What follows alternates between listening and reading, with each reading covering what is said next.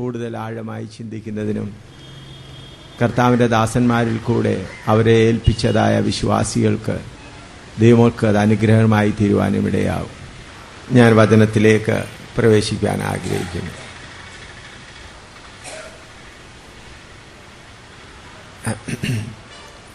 ദൈവത്തിൻ്റെ ഈ വലിയ പരിപാടി എന്ന് പറഞ്ഞാൽ, ഞാൻ പറഞ്ഞു, ഭൂമിയെ ദൈവം സൃഷ്ടിച്ചത് തന്നെ, ഈ ഇപ്പോഴത്തെ ഭൂമിയെ സൃഷ്ടിച്ചത് തന്നെ തന്നോടുകൂടെ ഒത്തുചേർന്ന് വസിപ്പാൻ ഒരു കൂട്ടം ആളുകളെ തന്നെ പോലെയുള്ളവരാക്കി തീർക്കണം. അതിനുശേഷമാണ് ദൈവത്തിൻ്റെ പ്രോഗ്രാം ആരംഭിക്കുന്നത്. ഇതുവരെ ദൈവത്തിൻ്റെ യഥാർത്ഥ പ്രോഗ്രാം ആരംഭിച്ചിട്ടില്ല. അതിൻ്റെ ഒരു തയ്യാറെടുപ്പ് മാത്രമാണിപ്പോൾ നടന്നുകൊണ്ടിരിക്കുന്നത്. ആ തയ്യാറെടുപ്പായി കഴിഞ്ഞിട്ട് ഈ ഭൂമിയെയും ഈ ആകാശത്തെയും നശിപ്പിച്ച ശേഷം പുതിയ ഭൂമിയെയും പുതിയ ആകാശത്തെയും പുതിയ യെരൂശലേമിനെയും ദൈവം സൃഷ്ടിക്കുകയും അതോടുകൂടെയാണ് ദൈവത്തിൻ്റെ നിത്യതയുടെ പ്രോഗ്രാം ആരംഭിക്കുന്നത്. അപ്പോൾ നമ്മൾക്ക് ദൈവം തരുന്നതായ അനുഗ്രഹങ്ങൾ ആ നിത്യതയിൽ ദൈവത്തോടുകൂടെ വസിച്ചെന്നും അനുഭവിക്കുവാൻ വേണ്ടിയാണ്. അതിനുവേണ്ടിയാണ് ദൈവം നമ്മൾക്ക് ഈ അനുഗ്രഹങ്ങളെ ദൈവം നമുക്ക് വാക്ക് പറഞ്ഞിരിക്കുന്നത്. ഇപ്പോൾ നിങ്ങൾക്ക് ചോദ്യങ്ങളില്ല എങ്കിൽ ചില കർത്താവിൻ്റെ ദാസന്മാരും കർത്താവിൻ്റെ ദാസിമാരും വന്നു ചേർന്നുകൊണ്ടിരിക്കുന്നു. കാരണം ഇവിടുത്തെ സമയമനുസരിച്ച് ഒരു 5 മിനിറ്റ് കൂടെ ചോദ്യം ചോദിക്കാനുള്ള സമയം നീട്ടിവെക്കാമെന്ന് ഞാൻ വിചാരിക്കുകയാണ്. ഹല്ലേലൂയ. ഇവിടുത്തെ രീതി അനുസരിച്ച് സ്തോത്രം. ഹല്ലേലൂയ, ഹല്ലേലൂയ, സ്തോത്രം. ഇപ്പോൾ കടന്നു വന്ന കർത്താവിൻ്റെ ദാസന്മാരുടെ ഓർമ്മയ്ക്കായി, അവരുടെ അറിയിപ്പിനായി പറയുന്നത്, ഇപ്പോൾ ആദ്യമായി ചോദ്യം ചോദിക്കുന്നതിനുള്ളതായ സമയമാണ്. കഴിഞ്ഞ ദിവസം നാം ചിന്തിച്ച വിഷയങ്ങളെക്കുറിച്ചുള്ള ചോദ്യങ്ങൾ എല്ലാ ദിവസവും അങ്ങനെ ചോദ്യം ചോദിക്കാനുള്ളതായ അവസരമുണ്ട്. ഞാൻ ആദ്യം കുറച്ച് സമയം 4-5 മിനിറ്റ് എല്ലാവർക്കും സമയം കൊടുത്തിരുന്നു. ആരും ചോദിച്ചില്ല. ഇപ്പോൾ കടന്നു വന്ന കർത്താവിൻ്റെ ദാസന്മാർക്കോ ദാസിമാർക്കോ ഇന്നലെ നാം ചിന്തിച്ച വിഷയങ്ങളെക്കുറിച്ച് ചോദ്യങ്ങളുണ്ടെങ്കിൽ ചോദിക്കാം.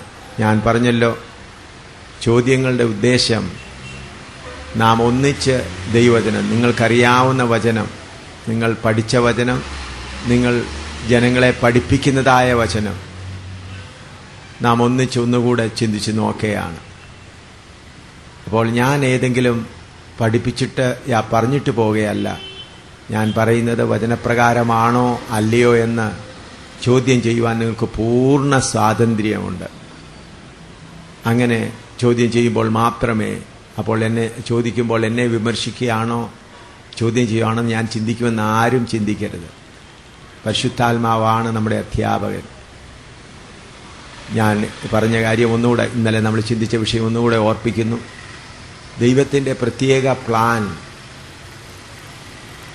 അല്പം നമ്മൾ ചിന്തിപ്പാനിടയായി. പൗലോസിന് മനസ്സിലായ പ്രത്യേക പ്ലാൻ, ദൈവത്തിൻ്റെ മർമ്മം, അത് ആദിമകാലങ്ങൾക്ക് കർത്താവിൻ്റെ ദാസന്മാർക്ക് മനസ്സിലായിരുന്നില്ല. എന്നാൽ കർത്താവായ യേശുക്രിസ്തു വന്നതോടുകൂടെ പരിശുദ്ധാത്മാവിൽ കൂടെ അപ്പോസ്തലനായ പൗലോസിന് ആ കാര്യങ്ങൾ മനസ്സിലായി.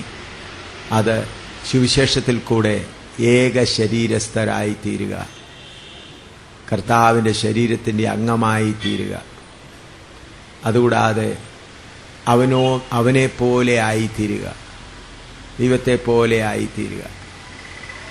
അതിനുവേണ്ടി ഞാൻ ഇന്നലെ പറഞ്ഞു. അതുകൊണ്ട് യഹോവയായ ദൈവം, ദൈവത്തിൻ്റെ സ്വഭാവം, വിശുദ്ധന്മാരെ, നീതിമാന്മാരെ പരിശോധിക്കുന്ന ദൈവം.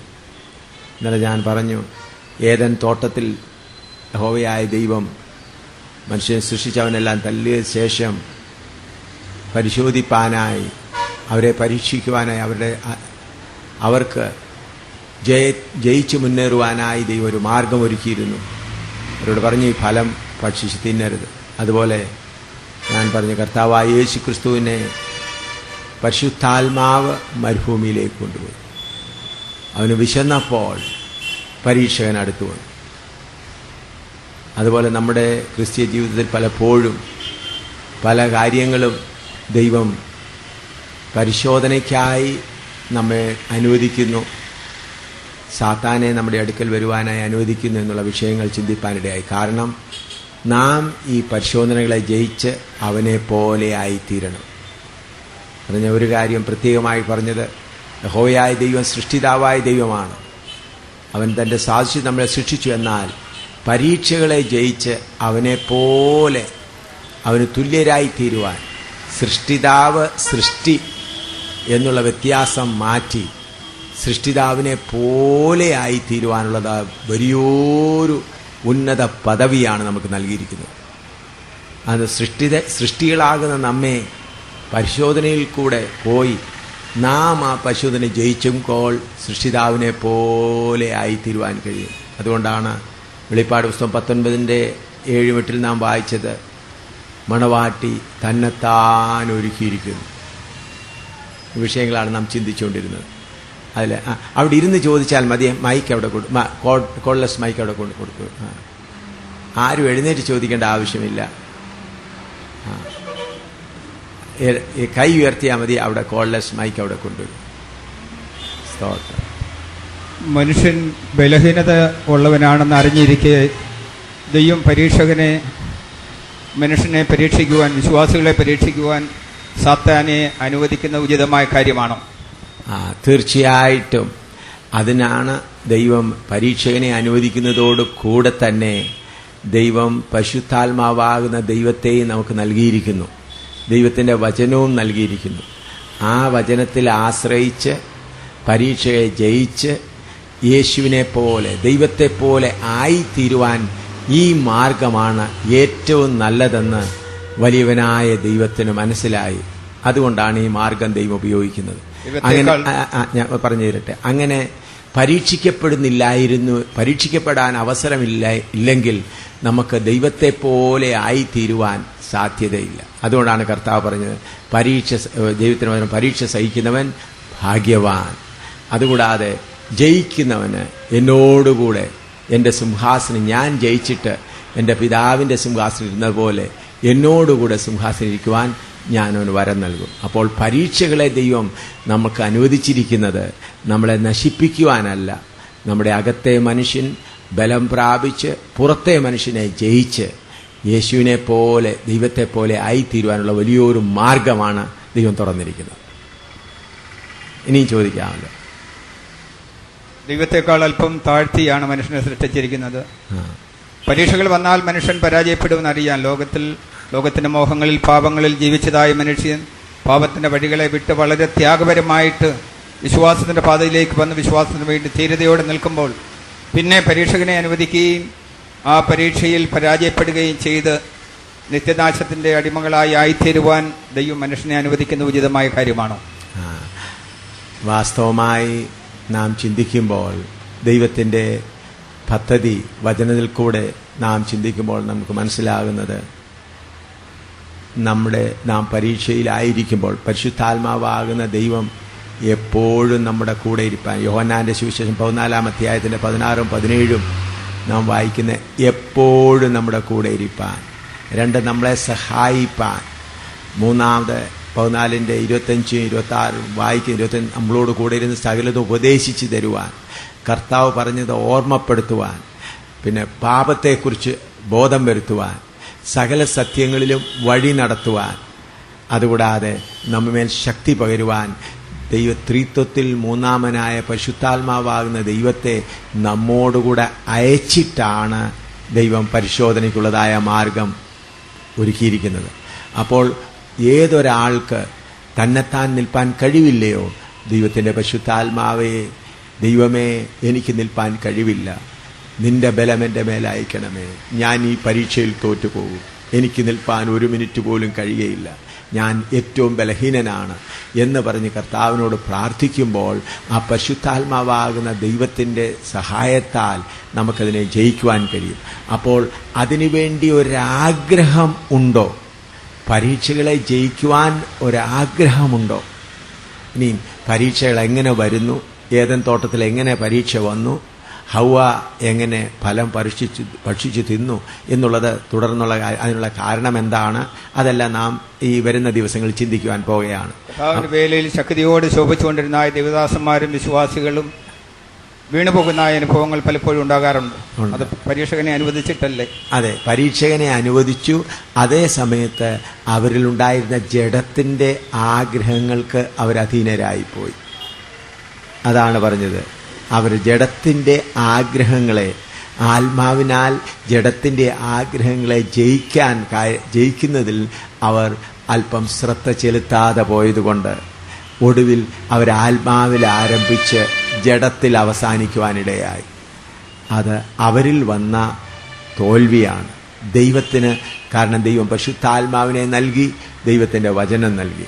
ദൈവത്തിൻ്റെ പരിശുദ്ധാത്മാവ് എപ്പോഴും സഹായിപ്പാൻ, നമ്മളെ എപ്പോഴും നടത്തുവാൻ നമ്മളോട് കൂടെയുള്ളപ്പോൾ ആ ജഡത്തിൻ്റെ കാര്യം നമ്മളൊന്നുകൂടെ കർത്താവിൻ്റെ ഒരു താമസം നാളെ ജഡത്തെക്കുറിച്ച് നമ്മൾ ജഡം എങ്ങനെയുണ്ടായി, ജഡം എത്ര ശക്തിയുള്ളതാണ് എന്നുള്ളത് ചിന്തിക്കുമ്പോൾ അതോടുകൂടെ പരിശുദ്ധാത്മാവ് എത്ര ശക്തിയുള്ളതാണ്. എപ്പോഴും നമ്മിലുള്ള ജഡം ആദ്യമേ നമ്മെ സഹായിക്കുവാനായി മുൻപോട്ട് വരുന്നതാണ്. ജഡം പരിശുദ്ധാത്മാവിൻ്റെ അത്രയും ശക്തിയില്ലെങ്കിലും ജഡത്തിനും ഒരു ശക്തിയുണ്ട്. ആ ശക്തിയിൽ കൂടെയാണ് ആഗ്രഹങ്ങളുണ്ടാകുന്നത്. ആ ആഗ്രഹങ്ങളെ പരിശുദ്ധാത്മാവിനാൽ ജയിച്ച് ജഡത്തെ ക്രൂശിക്കാതെ ജഡത്തെ ഫ്രീ ആയിട്ട് വിട്ടുകഴിഞ്ഞാൽ എല്ലാവരും, ഞാൻ ഉൾപ്പെടെ എല്ലാവരും ഒടുവിൽ ജഡത്തിൽ അവസാനിപ്പാനിടയാകും. അവരവരുടെ ജഡത്തെ ജയിക്കുന്നവർ യേശുവിനെ പോലെയായി നിത്യനിത്യമായി വാഴട്ടെ എന്നാണ് കർത്താവ് ആഗ്രഹിക്കുന്നത്. എന്ന് പറഞ്ഞാൽ കർത്താവ് തൻ്റെ സ്നേഹത്തോടെ നമുക്ക് നൽകിയിരിക്കുന്ന ഏറ്റവും വലിയ അനുഗ്രഹം എന്ന് പറഞ്ഞാൽ ദൈവത്തെ പോലെ ആയിത്തീരുവാൻ ഒരു ഭാഗ്യം. സ്നേഹവാനായ ദൈവം, ആ ദൈവത്തിൻ്റെ ആഴമായ സ്നേഹം, സൃഷ്ടിതാവിനെ പോലെ ആയിത്തീരുവാൻ. അതുകൊണ്ടാണ് യോഹന്നാൻ കൂടെ പറയുന്നത്, നാം എപ്രകാരം ആയിരിക്കും എന്നുള്ളത് നമ്മൾ അറിയുന്നില്ല, എന്നാൽ അവൻ വെളിപ്പെടുമ്പോൾ നാം അവനെ പോലെ ആയിരിക്കും. അതുകൊണ്ടാണ് ജയിക്കുന്നവൻ എന്നോടുകൂടെ എൻ്റെ സിംഹാസനത്തിൽ ഞാൻ പിതാവിരുന്ന പോലെ. ദാനിയേലിൻ്റെ പുസ്തകത്തിൽ നാം വായിക്കുന്നത് വലിയൊരു പുരുഷൻ ഇരുന്നു എന്ന് പറയുന്നത്, ഏൻഷ്യൻ്റ് ഓഫ് ഡേയ്സ്, ഏൻഷ്യൻ്റ് എന്ന് പറഞ്ഞാൽ വയോധികനായ മനുഷ്യൻ ഇരുന്നു. അതോടുകൂടെ സിംഹാസനത്തിലിരുന്നു. അതിൻ്റെ കൂടെ സിംഹാസനങ്ങൾ വെച്ചു. ആയിരങ്ങൾ അവനോടുകൂടെ ഇരുന്ന് അവനെ ശുശ്രൂഷിച്ചു. ദൈവത്തിൻ്റെ ദൂതന്മാർ നമ്മളെ ശുശ്രൂഷിപ്പാൻ നിൽക്കുമ്പോൾ നാം ദൈവത്തോടുകൂടെ, കർത്താവായ യേശുക്രിസ്തുവിനോടുകൂടെ, പിതാവാകുന്ന ദൈവത്തോടുകൂടെ അവൻ്റെ സിംഹാസനത്തിന് തുല്യരായിരിക്കാൻ ഉയർന്ന പദവി അയോഗ്യരാകുന്ന നമ്മൾക്ക് വേണ്ടി ദൈവം നൽകിക്കൊണ്ട്, പരിശുദ്ധാത്മാവിനെ നൽകിക്കൊണ്ട്, ജഡവും പിശാചും നമ്മുടെ മുമ്പിൽ വെച്ചുകൊണ്ട് കർത്താവ് നമുക്ക് അവസരം തരികയാണ്. മകനെ, മകളെ, ഇതിനെ ജയിക്കുക. നിനക്ക് എന്നെ പോലെ ആയിത്തീരുവാൻ മാർഗം ഇതാ തുറന്നിരിക്കുന്നു. അത് ദൈവത്തിൻ്റെ സ്നേഹത്തിൻ്റെ കൂടുതൽ മാത്രമാണ്. ദൈവം സൃഷ്ടിതാവ് വേറെയും സൃഷ്ടി വേറെയുമായിരിക്കാൻ ആഗ്രഹിക്കുന്നില്ല. പുതിയ യെരൂശലേമിൽ, അതുകൊണ്ടാണ് നാം വായിക്കുന്നത്, പുതിയ യെരൂശലേമിൽ ഇതാ ദൈവത്തിൻ്റെ കൂടാരം മനുഷ്യരോടുകൂടെ. നമ്മുടെ വലിയവനായ ദൈവം, സൃഷ്ടിതാവായ ദൈവം നമ്മോടൊന്നിച്ചു വസിക്കുവാൻ അവന് മനസ്സ് വെച്ചത് എത്ര വലിയ കാര്യമാണ്, എത്ര സ്നേഹത്തിൻ്റെ ആഴമേറിയ ഭാഗമാണ്. എന്നാൽ ആ അനുഭവത്തിലേക്ക് വരുവാൻ പരിശുദ്ധാത്മാവാകുന്ന ദൈവം നമ്മെ സഹായിപ്പാൻ ഒരുങ്ങിയിരിക്കുന്നു. ഈ പുകയുടെ കാര്യം സാരമില്ല, ഇത് കണക്കാക്കണ്ട. ഇതൊക്കെ ചെറിയ തടസ്സമെന്ന്, ഒരു കാറ്റ് വന്നു പുക വന്നു, അതൊന്നും ഒരു പ്രശ്നമേ അല്ല. ഇത്രയും പുക വന്നാൽ ഇവിടുന്ന് പോകാനുള്ള വഴിയുണ്ടല്ലോ. ഒരല്പം ബുദ്ധിമുട്ട് സഹിച്ചുകൊണ്ട് ഒരു കുഴപ്പമില്ല. എൻ്റെ മേൽ തന്നെ എത്ര പുക വന്നാലും നിങ്ങൾ ഭാരപ്പെടണ്ട. ഞാനതൊക്കെ എത്ര കണ്ടിട്ട്. ഞങ്ങൾ പ്രസംഗിക്കുന്നിടത്ത് ആളുകൾ മുള ഇട്ടിട്ട് എന്ത് ചെയ്യും, പുകയ്ക്കും. എത്ര നേരം ചുമ വരുമ്പോൾ ഞങ്ങൾ സ്തോത്രം പറഞ്ഞുകൊണ്ടിരിക്കും.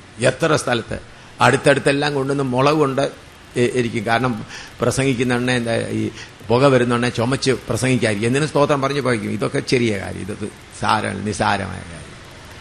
സ്തോത്രം. ഏതെങ്കിലും വേറെ ചോദ്യങ്ങൾ ചോദിച്ചാട്ടെ, മൈക്ക് കൊടുത്താട്ടെ. സ്തോത്രം.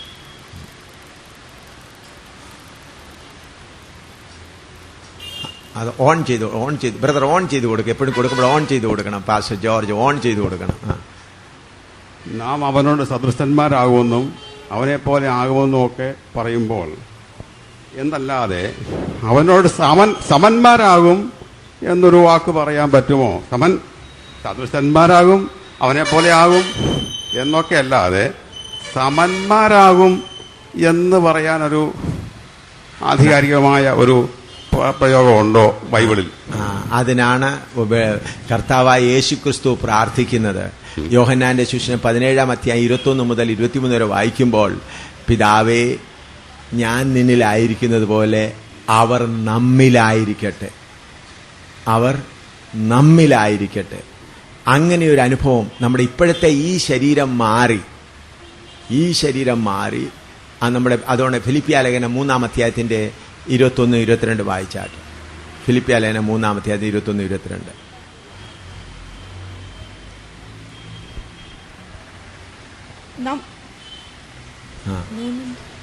ഫിലിപ്പിയർ 3:21-22.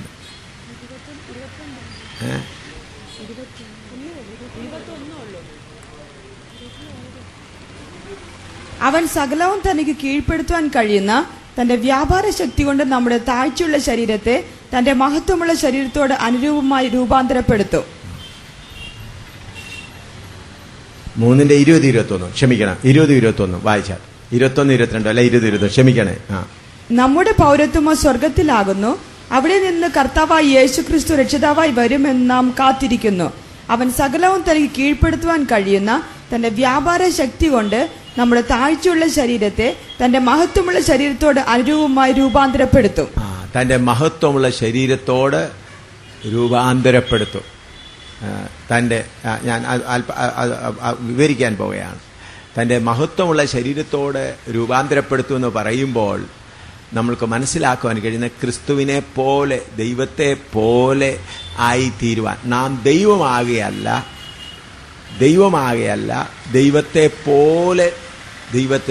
ദൈവത്തെ പോലെ ആയിത്തീരുവാൻ എന്ന് പറഞ്ഞാൽ, ഒരു പിതാവ് മക്കളുണ്ട്. അപ്പോൾ ആ മക്കൾ കുറച്ച് വളർന്നു വന്നു കഴിയുമ്പോൾ പിതാവാകയില്ല, എന്നാൽ പിതാവിനുള്ള സകലത്തിനും അവകാശിയാകുന്നത് പോലെ പിതാവ് ചെയ്യുന്ന സകല കാര്യങ്ങൾ ചെയ്യുവാൻ പ്രായപൂർത്തിയായ മകൻ എപ്രകാരം അവകാശം ലഭിക്കുന്നു ഈ ഭൂമിയിൽ, അതിനേക്കാൾ ശ്രേഷ്ഠമേറിയ അനുഭവം. നാം ദൈവമാകെയല്ല, എന്നാൽ ദൈവത്തെ പോലെയായി, ദൈവത്തിനു സദൃശന്മാരായി തീർന്ന് ദൈവം ചെയ്യുന്ന കാര്യങ്ങൾ അതുപോലെ ചെയ്യുവാൻ നമ്മൾ ആത്മാവിൽ ആത്മശരീരികളായി തീർന്ന് പ്രാപ്തിയുള്ളവരായി തീരും. അങ്ങനെയാണ് കർത്താവായ യേശു ക്രിസ്തു തന്നെ ബാക്കി നമ്മളെ രാജാക്കന്മാരാക്കി തീർത്തത് സുവിശേഷത്താൽ. അതുകൊണ്ടാണ് സുവിശേഷത്താൽ ഏക ശരീരസ്ഥ. അപ്പോസ്തലനായ പൗലോസിന് മനസ്സിലായത് സുവിശേഷത്താൽ ഏക ശരീരസ്ഥ കർത്താവായ യേശു. അതിനെക്കുറിച്ച് പറഞ്ഞിരിക്കുന്നത്, കർത്താവായ യേശു ക്രിസ്തു ശരീരവും തലയും, നാം അവന്റെ ശരീരത്തിന്റെ അംഗങ്ങളുമാകുന്നു. ഇത്രമാത്രം ക്ലോസ് ആയിട്ടുള്ള, അടുത്തുള്ളതായിട്ട് ദൈവത്തിന് ഒരു തലയുണ്ട്, എന്നാൽ കൈയും തലയും തമ്മിൽ എത്രമാത്രം അടുത്ത ബന്ധമുണ്ടോ, അതുപോലെ ശരീരവുമായിട്ട് എത്രമാത്രം അടുത്ത ബന്ധമുണ്ടോ, അതുപോലുള്ളൊരു അടുത്തതായ ബന്ധത്തിൽ ആയിരിക്കാനാണ് ദൈവം മനുഷ്യനെക്കുറിച്ച് ആഗ്രഹിക്കുന്നത്. ആ നിലയിലേക്ക് കൊണ്ടുവരാനാണ് ദൈവം ആഗ്രഹിക്കുന്നത്.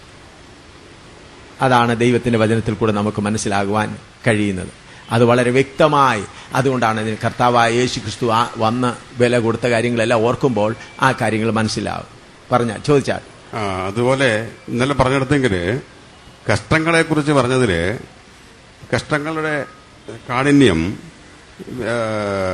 അപ്പോസ്തലന്മാരായ ഞങ്ങളെ മരണവധിയിൽ ഉൾപ്പെട്ടവരെ പോലെ നിർത്തിയിരിക്കുന്നു എന്ന് പറയുന്നു. അപ്പം അപ്പോസ്തലന്മാരെന്ന് പറയുന്ന വിളിക്കപ്പെട്ടവർക്ക് സാധാരണ കവിഞ്ഞ കഷ്ടമുണ്ടെന്നും അല്ലാത്തവർക്ക് അത്ര ഇല്ലെന്നും പറയുമ്പോൾ ഒരു വ്യത്യസ്തതയുണ്ട്.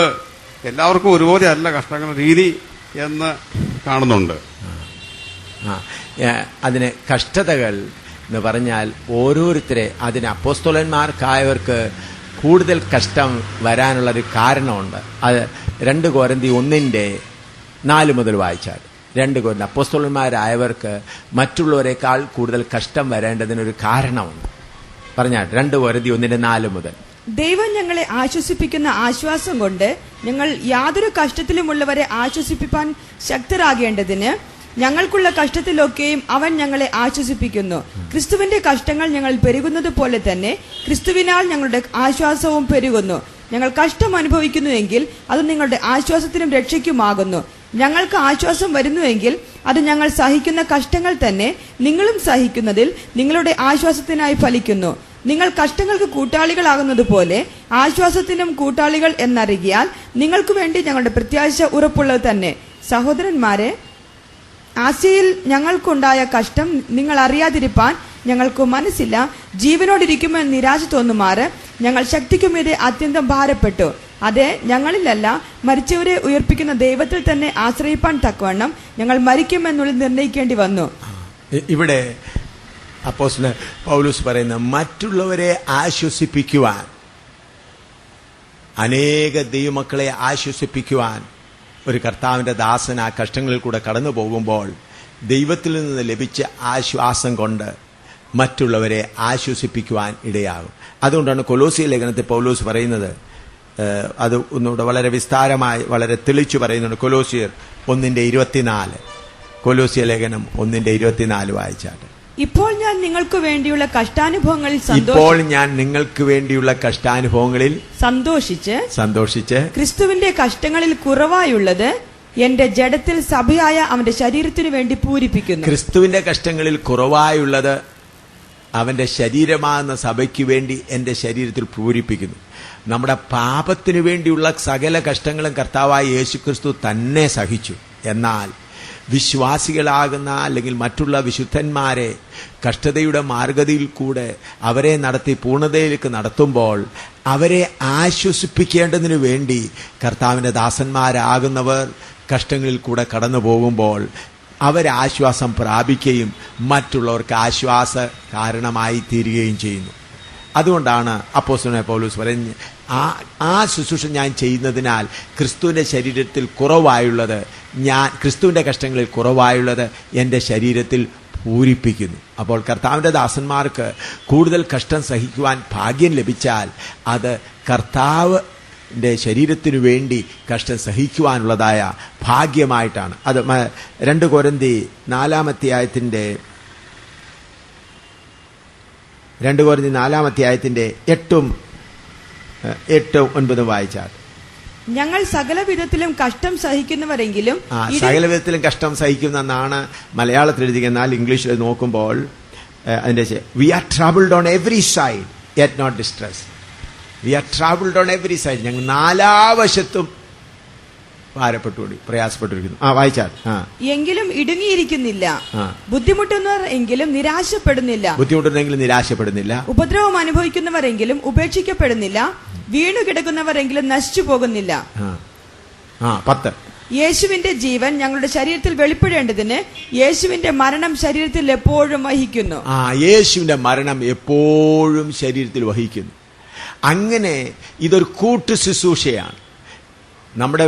നമ്മുടെ മൂത്ത സഹോദരനായ യേശുക്രിസ്തു നമ്മൾക്ക് വേണ്ടി കഷ്ടങ്ങൾ സഹിച്ചു വിശ്രമിക്കുന്നു. അവന്റെ ഇളയ സഹോദരന്മാരാകുന്ന നമ്മൾക്ക് അവനോടുകൂടെ കഷ്ടം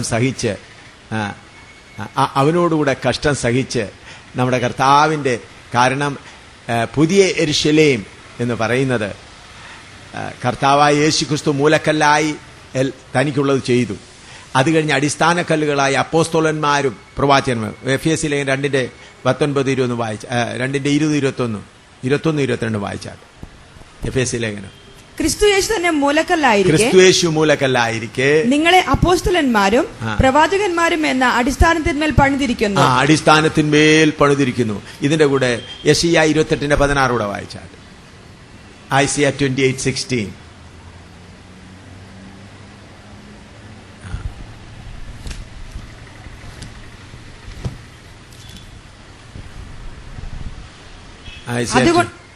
അതുകൊണ്ട് യഹോവയായ കർത്താവ് ഇപ്രകാരം അരുളി ചെയ്യുന്നു, ഇതാ ഞാൻ സിയോനിൽ ഉറപ്പുള്ള അടിസ്ഥാനമായിട്ട് ശോധന ചെയ്ത കല്ല് വിലയേറിയ മൂലക്കല്ലുമായി ഒരു അടിസ്ഥാന കല്ല് ഇട്ടിരിക്കുന്നു. ശോധന ചെയ്ത കല്ല്, അതിനെക്കുറിച്ചാണ് 1 പത്രോസിൽ നാം വായിക്കുന്നത്. 1 പത്രോസ് 2 അധ്യായത്തിൽ 1:5 മുതൽ വായിച്ചാൽ. 1 പത്രോസ് 2:5 മുതൽ. നിങ്ങളും ജീവനുള്ള കല്ലുകൾ എന്ന പോലെ ആത്മീക ഗ്രഹമായി യേശുക്രിസ്തു മുഖാന്തരം ദൈവത്തിന് പ്രസാദമുള്ള ആത്മീയയാഗം കഴിപ്പാൻ തക്ക വിശുദ്ധ പുരോഹിത വർഗമാകേണ്ടതിന് പണിയപ്പെടുന്നു. ഞാൻ ശ്രേഷ്ഠവും മാന്യവുമായ ഒരു മൂലക്കല്ല് സിയോനിലിടുന്നു, അവനിൽ വിശ്വസിക്കുന്നവർ ലജ്ജിച്ചു പോകില്ല എന്ന് തിരുവെഴുത്തിൽ കാണുന്നുവല്ലോ. അപ്പോൾ കർത്താവായ യേശുക്രിസ്തു മൂലക്കല്ലായിരിക്കെ അവിടെയായ അപ്പോസ്തലന്മാരും പ്രവാചകന്മാരും ശുശ്രൂഷയിൽ ഇരിക്കുന്നവർ അതുപോലെ പരിശോധിക്കപ്പെട്ട കല്ലുകളായി തീർന്നെങ്കിൽ മാത്രമേ അടിസ്ഥാനത്തിന്റെ കാര്യങ്ങൾ ഭംഗിയാകുകയുള്ളൂ. അതിനൊരു ഭാഗ്യം കർത്താവായ യേശുക്രിസ്തുവിനോടുകൂടെ കഷ്ടം സഹിക്കാൻ. അതിനാ റോമാലേഖനം 8-ാം അധ്യായത്തിൽ നാം അതിനെക്കുറിച്ച് അപ്പോസ്തലനായ പൗലോസ് പറഞ്ഞിരിക്കുന്നു. റോമാലേഖനം 8:16, 17, 18 വായിച്ചാൽ. നാം ദൈവത്തിന്റെ മക്കൾ എന്ന ആത്മാവ് താനും നമ്മുടെ ആത്മാവോടുകൂടി സാക്ഷ്യം പറയുന്നു. നാം മക്കളെങ്കിലും അവകാശികളുമാകുന്നു, ദൈവത്തിന്റെ അവകാശികളും ക്രിസ്തുവിന് കൂട്ടവകാശികളും തന്നെ. നാം അവനോട് കൂടെ തേജസ്കരിക്കപ്പെടേണ്ടതിന് അവനോടുകൂടെ കഷ്ടം അനുഭവിച്ചാൽ അത്ര. അവനോടുകൂടെ തേജസ്കരിക്കപ്പെടാൻ അവനോടുകൂടെ കഷ്ടം അനുഭവിച്ചാൽ. അത് ഈ നമ്മളെ ദൈവം കഷ്ടപ്പെടുത്തുകയല്ല, വാസ്തവത്തിൽ പുതിയ യെരൂശലേമിനെ ഷെയർ ഹോൾഡേഴ്സ് ആക്കുക. Share holders. ഇപ്പോൾ അംബാനി അതുപോലെ ടാറ്റ ഒക്കെ അവരുടെ ഇൻഡസ്ട്രിയുടെ ഷെയർ വിൽക്കാറുണ്ട്. ആ ഷെയർ വിൽക്കുന്നതിന് അവർ പണം ഇൻവെസ്റ്റ് ചെയ്യുന്നു, നമ്മളും പണം ഇൻവെസ്റ്റ് ചെയ്യണം. അതുപോലെ പുതിയ യെരൂശലേം നമ്മുടെ കർത്താവായ യേശു ക്രിസ്തു തന്റെ ശരീരത്തിൽ കൂടെ കഷ്ടം സഹിച്ച് ഇൻവെസ്റ്റ് ചെയ്തപ്പോൾ മനുഷ്യരാകുന്ന നമ്മൾക്ക് ഓരോരുത്തർക്കും ആ ക്രിസ്തുവിന്റെ രാജ്യത്തിന് വേണ്ടി ഇൻവെസ്റ്റ് ചെയ്യുവാൻ കഷ്ടങ്ങളിൽ കൂടെ ദൈവം ഒരു ഭാഗ്യം ഒരുക്കിയിരിക്കുകയാണ്. അതൊരു ഭാഗ്യമായി കരുതി, ഒരു പദവിയായി കരുതി. ചിലരൊക്കെ ഓരോ വലിയ വലിയ കമ്പനിയിലെ ഷെയർ ഹോൾഡേഴ്സ് ആകുമ്പോൾ, ഞങ്ങൾ ടാറ്റയുടെ ഷെയർ ഹോൾഡറാണ്, അംബാനിയുടെ ഷെയർ ഹോൾഡറാണ്, അങ്ങനെയൊക്കെ പറയുമ്പോൾ അവരെ തന്നെ തങ്ങളെ തന്നെ പൂഴ്ത്തി കാണിക്കുന്നത് പോലെ എൻ്റെ കർത്താവിൻ്റെ രാജ്യത്തിനു വേണ്ടി കഷ്ടപ്പെടുവാൻ എൻ്റെ കർത്താവ് കഷ്ടപ്പെട്ടതുപോലെ എനിക്കും കഷ്ടപ്പെടുവാൻ ഒരു ഭാഗ്യം ലഭിച്ചു. എനിക്കൊരു ഭാഗ്യം ലഭിച്ചു. അങ്ങനെ ഒരു മഹാഭാഗ്യമായി ദൈവം അങ്ങനെ ഒരു വാതിൽ തുറന്നു തന്നിരിക്കുകയാണ്. നിത്യമായി കർത്താവിനോടുകൂടെ മഹത്വത്തിൽ വാഴുവാൻ കർത്താവ് പദവി തന്നിരിക്കുകയാണ്. സ്തോത്രം. ഇനി ചോദ്യങ്ങൾ ചോദിക്കാൻ ഇനി സമയമില്ല, വൈകിട്ട് വീണ്ടും ചോദിക്കാവുന്നതാണ്. ഇപ്പോൾ ഒരു 5 minutes ബ്രേക്ക്. റോമാലേഖനം 10:9, റോമർ 10:9, റോമാലേഖനം 10:9 വായിച്ചാൽ. യേശുവിനെ കർത്താവെന്ന് വായിക്കൊണ്ട് ഏറ്റുപറയുകയും ദൈവം അവനെ മരിച്ചവരിൽ നിന്ന് ഉയർത്തെഴുന്നേൽപ്പിച്ചു എന്ന് ഹൃദയം കൊണ്ട് വിശ്വസിക്കുകയും ചെയ്താൽ നീ രക്ഷിക്കപ്പെടും. നമുക്ക് പ്രാർത്ഥിക്കാം. കർത്താവെ, നിന്റെ വചനം പഠിക്കുവാനായി നിന്റെ ദാസന്മാരാകുന്ന ഞങ്ങൾ നിന്റെ സന്നിധിയിൽ കടന്നു വന്നിരിക്കുന്നു. പരിശുദ്ധാത്മാവേ, നീയാണ് ഞങ്ങളുടെ അധ്യാപകൻ. എന്നെയും ഇവിടെ കൂടി വന്നിരിക്കുന്ന നിന്റെ പ്രിയ മക്കളെയും നിന്റെ വചനം പഠിപ്പിക്കണമേ. പരിശുദ്ധാത്മാവേ, നിന്റെ വചനം ഗ്രഹിപ്പാൻ ഞങ്ങൾ കൃപ നൽകണമേ. ദൈവത്തിന്റെ വചനം ഗ്രഹിക്കുന്നതിന് തടസ്സമായി പ്രവർത്തിക്കുന്ന സകല ശക്തികളെയും യേശുവിൻ്റെ നാമത്തിൽ ഞാൻ ശാസിക്കുകയും അവരെ ബന്ധിക്കുകയും ചെയ്യുന്നു. ഒരു മനുഷ്യ ഹൃദയങ്ങളും പ്രവർത്തിക്കാതിരിപ്പാൻ ദൈവത്തിന്റെ പരിശുദ്ധാത്മാവിൽ കൂടെ ഞാൻ അവരെ ശാസിക്കുന്നു. കർത്താവെ, നിന്റെ വചനം ഗ്രഹിപ്പാൻ ഞങ്ങൾ കൃപ നൽകണം. യേശുവിൻ്റെ നാമം ഞങ്ങളുടെ മധ്യത്തിൽ ഉയർത്തപ്പെടുമാറാകട്ടെ. യേശുവിന്റെ വലിയ നാമത്തിൽ തന്നെ. ആമേൻ. ഒന്നുകൂടെ ഭാഗം വായിച്ചാൽ. യേശുവിനെ കർത്താവ് എന്ന് വായിക്കൊണ്ട് ഏറ്റുപറയുകയും ദൈവം അവനെ മരിച്ചവരിൽ നിന്ന് ഉയർത്തെഴുന്നേൽപ്പിച്ചു എന്ന് ഹൃദയം കൊണ്ട് വിശ്വസിക്കുകയും ചെയ്താൽ നീ രക്ഷിക്കപ്പെടും. ഇവിടെ കർത്താവിനെ ഹൃദയം കൊണ്ട് വിശ്വസിക്കുകയും വായി കൊണ്ട് ഏറ്റുപറയുകയും ചെയ്താൽ നീ രക്ഷിക്കപ്പെടും. നമ്മുടെ കർത്താവായ നമ്മുടെ വലിയവനായ ദൈവം നമുക്ക് വേണ്ടി ഇത്ര വലിയ പ്രോഗ്രാം ഒരുക്കിയിരിക്കുമ്പോൾ അതിന് നമ്മൾ പാകവാക്കുകളാകുവാൻ എന്ത് ചെയ്യണം എന്നുള്ളത് ചിലപ്പോൾ നാം പൂർണ്ണമായി ഗ്രഹിക്കാതെ അതിൻ്റെ ഭാഗികമായി മാത്രം ഗ്രഹിച്ച് പോകുന്ന ഒരവസ്ഥയുണ്ട്. ഇവിടെ എഴുതിയിരിക്കുന്നത് ഹൃദയം കൊണ്ട് വിശ്വസിക്കുക, വാ കൊണ്ട് ഏറ്റു പറഞ്ഞാൽ നീ രക്ഷിക്കപ്പെടും എന്ന് എഴുതിയിരിക്കുന്നു. അതോടുകൂടി അതിന്റെ റോമാലേഖനം 10:13 വായിച്ചാൽ. കർത്താവിന്റെ നാമത്തെ വിളിച്ചപേക്ഷിക്കുന്ന ഏവനും രക്ഷിക്കപ്പെടും എന്നുണ്ടല്ലോ. കർത്താവിന്റെ നാമത്തെ വിളിച്ചപേക്ഷിക്കുന്ന ഏവനും രക്ഷിക്കപ്പെടും എന്നുണ്ടല്ലോ. അപ്പോൾ കർത്താവിന്റെ നാമത്തെ വിളിച്ചപേക്ഷിച്ചാൽ രക്ഷിക്കപ്പെടും എന്നുള്ള ഒരു ചിന്ത നമ്മുടെ ഹൃദയത്തിലിരിക്കുന്നു. അപ്പോസ്തലപ്രവൃത്തി 16:31 വായിച്ചാൽ. അപ്പോസ്തല പ്രവൃത്തി 11:16-31. Acts chapter 16 verse 31. കർത്താവായ യേശുവിൽ വിശ്വസിക്കുക, എന്നാൽ നീയും നിന്റെ കുടുംബവും രക്ഷ പ്രാപിക്കും. കർത്താവായ യേശു ക്രിസ്തുവിൽ വിശ്വസിക്കുക, എന്നാൽ നീ നിന്റെ കുടുംബവും രക്ഷ പ്രാപിക്കും. അപ്പോൾ വിശ്വസിച്ചാൽ മതി, ഹൃദയം കൊണ്ട് ഏറ്റു പറഞ്ഞാൽ മതി എന്നുള്ള ഒരു ചിന്ത പൊതുവെ ജനങ്ങളുടെ ഇടയിൽ കടന്നു വന്നിട്ടുണ്ട്. യാക്കോബിന്റെ ലേഖനം 2:19 വായിച്ചാൽ, യാക്കോബിന്റെ ലേഖനം 2:19, ജെയിംസ് ചാപ്റ്റർ 2 വേഴ്സ് 19. ദൈവമേകൻ എന്ന് നീ വിശ്വസിക്കുന്നു. ദൈവമേകനെന്ന് വിശ്വസിക്കുന്നു. കൊള്ളാം, പിശാചുക്കളും അങ്ങനെ വിശ്വസിക്കുകയും വിറയ്ക്കുകയും ചെയ്യുന്നു. ദൈവമേകനെന്ന് നാം വിശ്വസിക്കുന്നു, അത് ശരി തന്നെയാണ്. എന്നാൽ അതുപോലെ തന്നെ പിശാചുക്കളും എന്ത് ചെയ്യുന്നു? വിശ്വസിക്കുകയും വിറയ്ക്കുകയും ചെയ്യും. അപ്പൊ വിശ്വസിക്കുന്ന കാര്യത്തിൽ അവർ നമ്മേക്കാൾ മുൻപിലാണ്, കാരണം അവർക്കറിയാം. അപ്പോൾ വിശ്വസിച്ചാൽ സ്വർഗരാജ്യത്തിൽ പോകും എന്നുള്ള ഒരു ധാരണ നമ്മുടെ ഹൃദയത്തിലുണ്ട്. ആ ധാരണ മുഴുവനും തെറ്റല്ല. ഞാൻ നിങ്ങളെ മനസ്സിലാക്കുവാനായി ഇത് വാച്ചാണ്. ഈ വാച്ചിന്റെ ഈ ചെയിനും വാച്ചിന്റെ ഭാഗമാണ്. അതുപോലെ ഇതിന്റെ കീ ഇതും വാച്ചിന്റെ ഭാഗമാണ്. ഇതിന്റെ ഡയലും വാച്ചിന്റെ ഭാഗമാണ്. എന്നാൽ ഇതിനകത്ത് ഒരു മെഷീനുണ്ട്. ആ മെഷീനില്ലാതെ ഈ വാച്ചിന്റെ ചെയിനോ ഈ കീ കൊണ്ടോ പ്രയോജനമൊന്നും ഉണ്ടാകാൻ പോകുന്നില്ല. അതുപോലെ വിശ്വസിക്കുക എന്ന് പറഞ്ഞാൽ ചെയിൻ പോലെ ഒരു ചെറിയ സഹായമാകുന്നതല്ലാതെ യഥാർത്ഥമാകുന്നില്ല. യഥാർത്ഥമായി രക്ഷിക്കപ്പെടണം എങ്കിൽ വില കൊടുത്തേ ഒക്കുള്ളൂ. വില കൊടുക്കാതെ ഈ വലിയ രക്ഷ, ദൈവം നമുക്ക് വേണ്ടി ഒരുക്കിയിരിക്കുന്ന ഉന്നതമാർന്ന കാര്യങ്ങൾ, ഇന്ന് ദൈവസഭയിൽ അനേകം വിശ്വാസികളുണ്ട്. രക്ഷിക്കപ്പെട്ടവർ എത്ര പേരുണ്ടെന്നുള്ളത് അന്വേഷിച്ച് നോക്കിയെങ്കിലേ മനസ്സിലാക്കുവാൻ കഴിയുള്ളൂ. കർത്താവായ യേശു എന്നെ സൗഖ്യമാക്കാൻ കഴിയും, കർത്താവായ യേശു എൻ്റെ പാപത്തെ ക്ഷമിക്കുവാൻ കഴിയും, കർത്താവായ യേശു എന്നെ ആശ്വസിപ്പാൻ കഴിയും എന്ന് വിശ്വസിക്കുന്ന അനേക ദൈവമക്കളുണ്ട്. അതിൽ എത്ര പേർ വാസ്തവമായി രക്ഷ പ്രാപിച്ചു എന്നുള്ളത് നാം നല്ലവണ്ണം വചനപ്രകാരം അന്വേഷിച്ച് പരിശോധിച്ച് നോക്കിയാൽ മാത്രമേ മതിയായുള്ളൂ. യെരമ്യാവിന്റെ പുസ്തകം 6-ാം അധ്യായത്തിന്റെ 16-ാം വാക്യം വായിച്ചാൽ, യെരമ്യാവ് 6:16, യെരമ്യാ 6:16. യഹോവ ഇപ്രകാരം അരുളി ചെയ്യുന്നു, നിങ്ങൾ വഴികളിൽ ചെന്ന് നല്ല വഴി ഏതെന്ന് പഴയ പാതകളെ നോക്കി ചോദിച്ച് അതിൽ നടപ്പീൻ. നല്ല വഴികൾ ഏതെന്ന് പഴയ പാതയിലെല്ലാം നോക്കിയാൽ നല്ല വഴികൾ കാണും. എന്നാൽ നിങ്ങളുടെ മനസ്സിന് വിശ്രാമം ലഭിക്കും. ഒന്നുകൂടെ വായിച്ചാട്ട്. നിങ്ങൾ വഴികളിൽ ചെന്ന് നല്ല വഴി ഏതെന്ന് പഴയ പാതകളെ നോക്കി ചോദിച്ച്, വഴികളിൽ ചെന്നിട്ട് പഴയ പാത ഏതെന്ന് നോക്കണം, അതിലൊരു നല്ല വഴിയുണ്ട്, ചോദിച്ച് അതിൽ നടപ്പിൻ. അതിൽ നടപ്പിൻ. ഇന്ന് സുവിശേഷം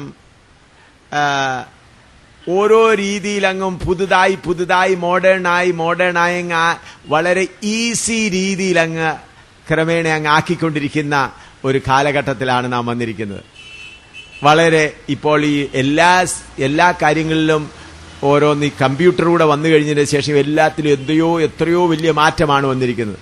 അതുപോലെ സുവിശേഷത്തിൽ കൂടെ നോക്കിയാൽ ഒരുപാട് മാറ്റം വന്നതായിട്ട് കാണുവാൻ ഈസിയായിട്ട് ഇന്ന് ദൈവസഭയിൽ കയറുവാൻ പ്രയാസമില്ല. ദൈവസഭയിൽ കടന്നു വരാൻ ആർക്കും ഇന്ന് അധികം വലിയ പ്രയാസമില്ല. ഒന്ന് വിശ്വസിച്ചാൽ മതി, അത് കഴിഞ്ഞിട്ട് വെള്ളത്തിലൊന്ന് സ്നാനപ്പെട്ടാൽ മതി. സ്നാനപ്പെടുക എന്ന് പറയുന്ന വലിയ കാര്യമല്ല. കാരണം ഹിന്ദുക്കളായ സഹോദരന്മാർ വർഷം തോറും ഓരോ അവരുടെ പ്രത്യേക അവസരങ്ങളിൽ പോയി പ്രത്യേക സ്ഥലത്ത് പോയി സ്നാനപ്പെടുന്നവരല്ല, കുളിക്കുന്നവരാണ്. അതുപോലെ കർത്താവായ യേശുക്രിസ്തുവിന്റെ നാമത്തിൽ ഒന്ന് സ്നാനപ്പെടുക എന്ന് പറഞ്ഞാൽ ഒരു വലിയ കാര്യമായിട്ടല്ല. എന്നാൽ അതിന് മുതൽ മുടക്കണം.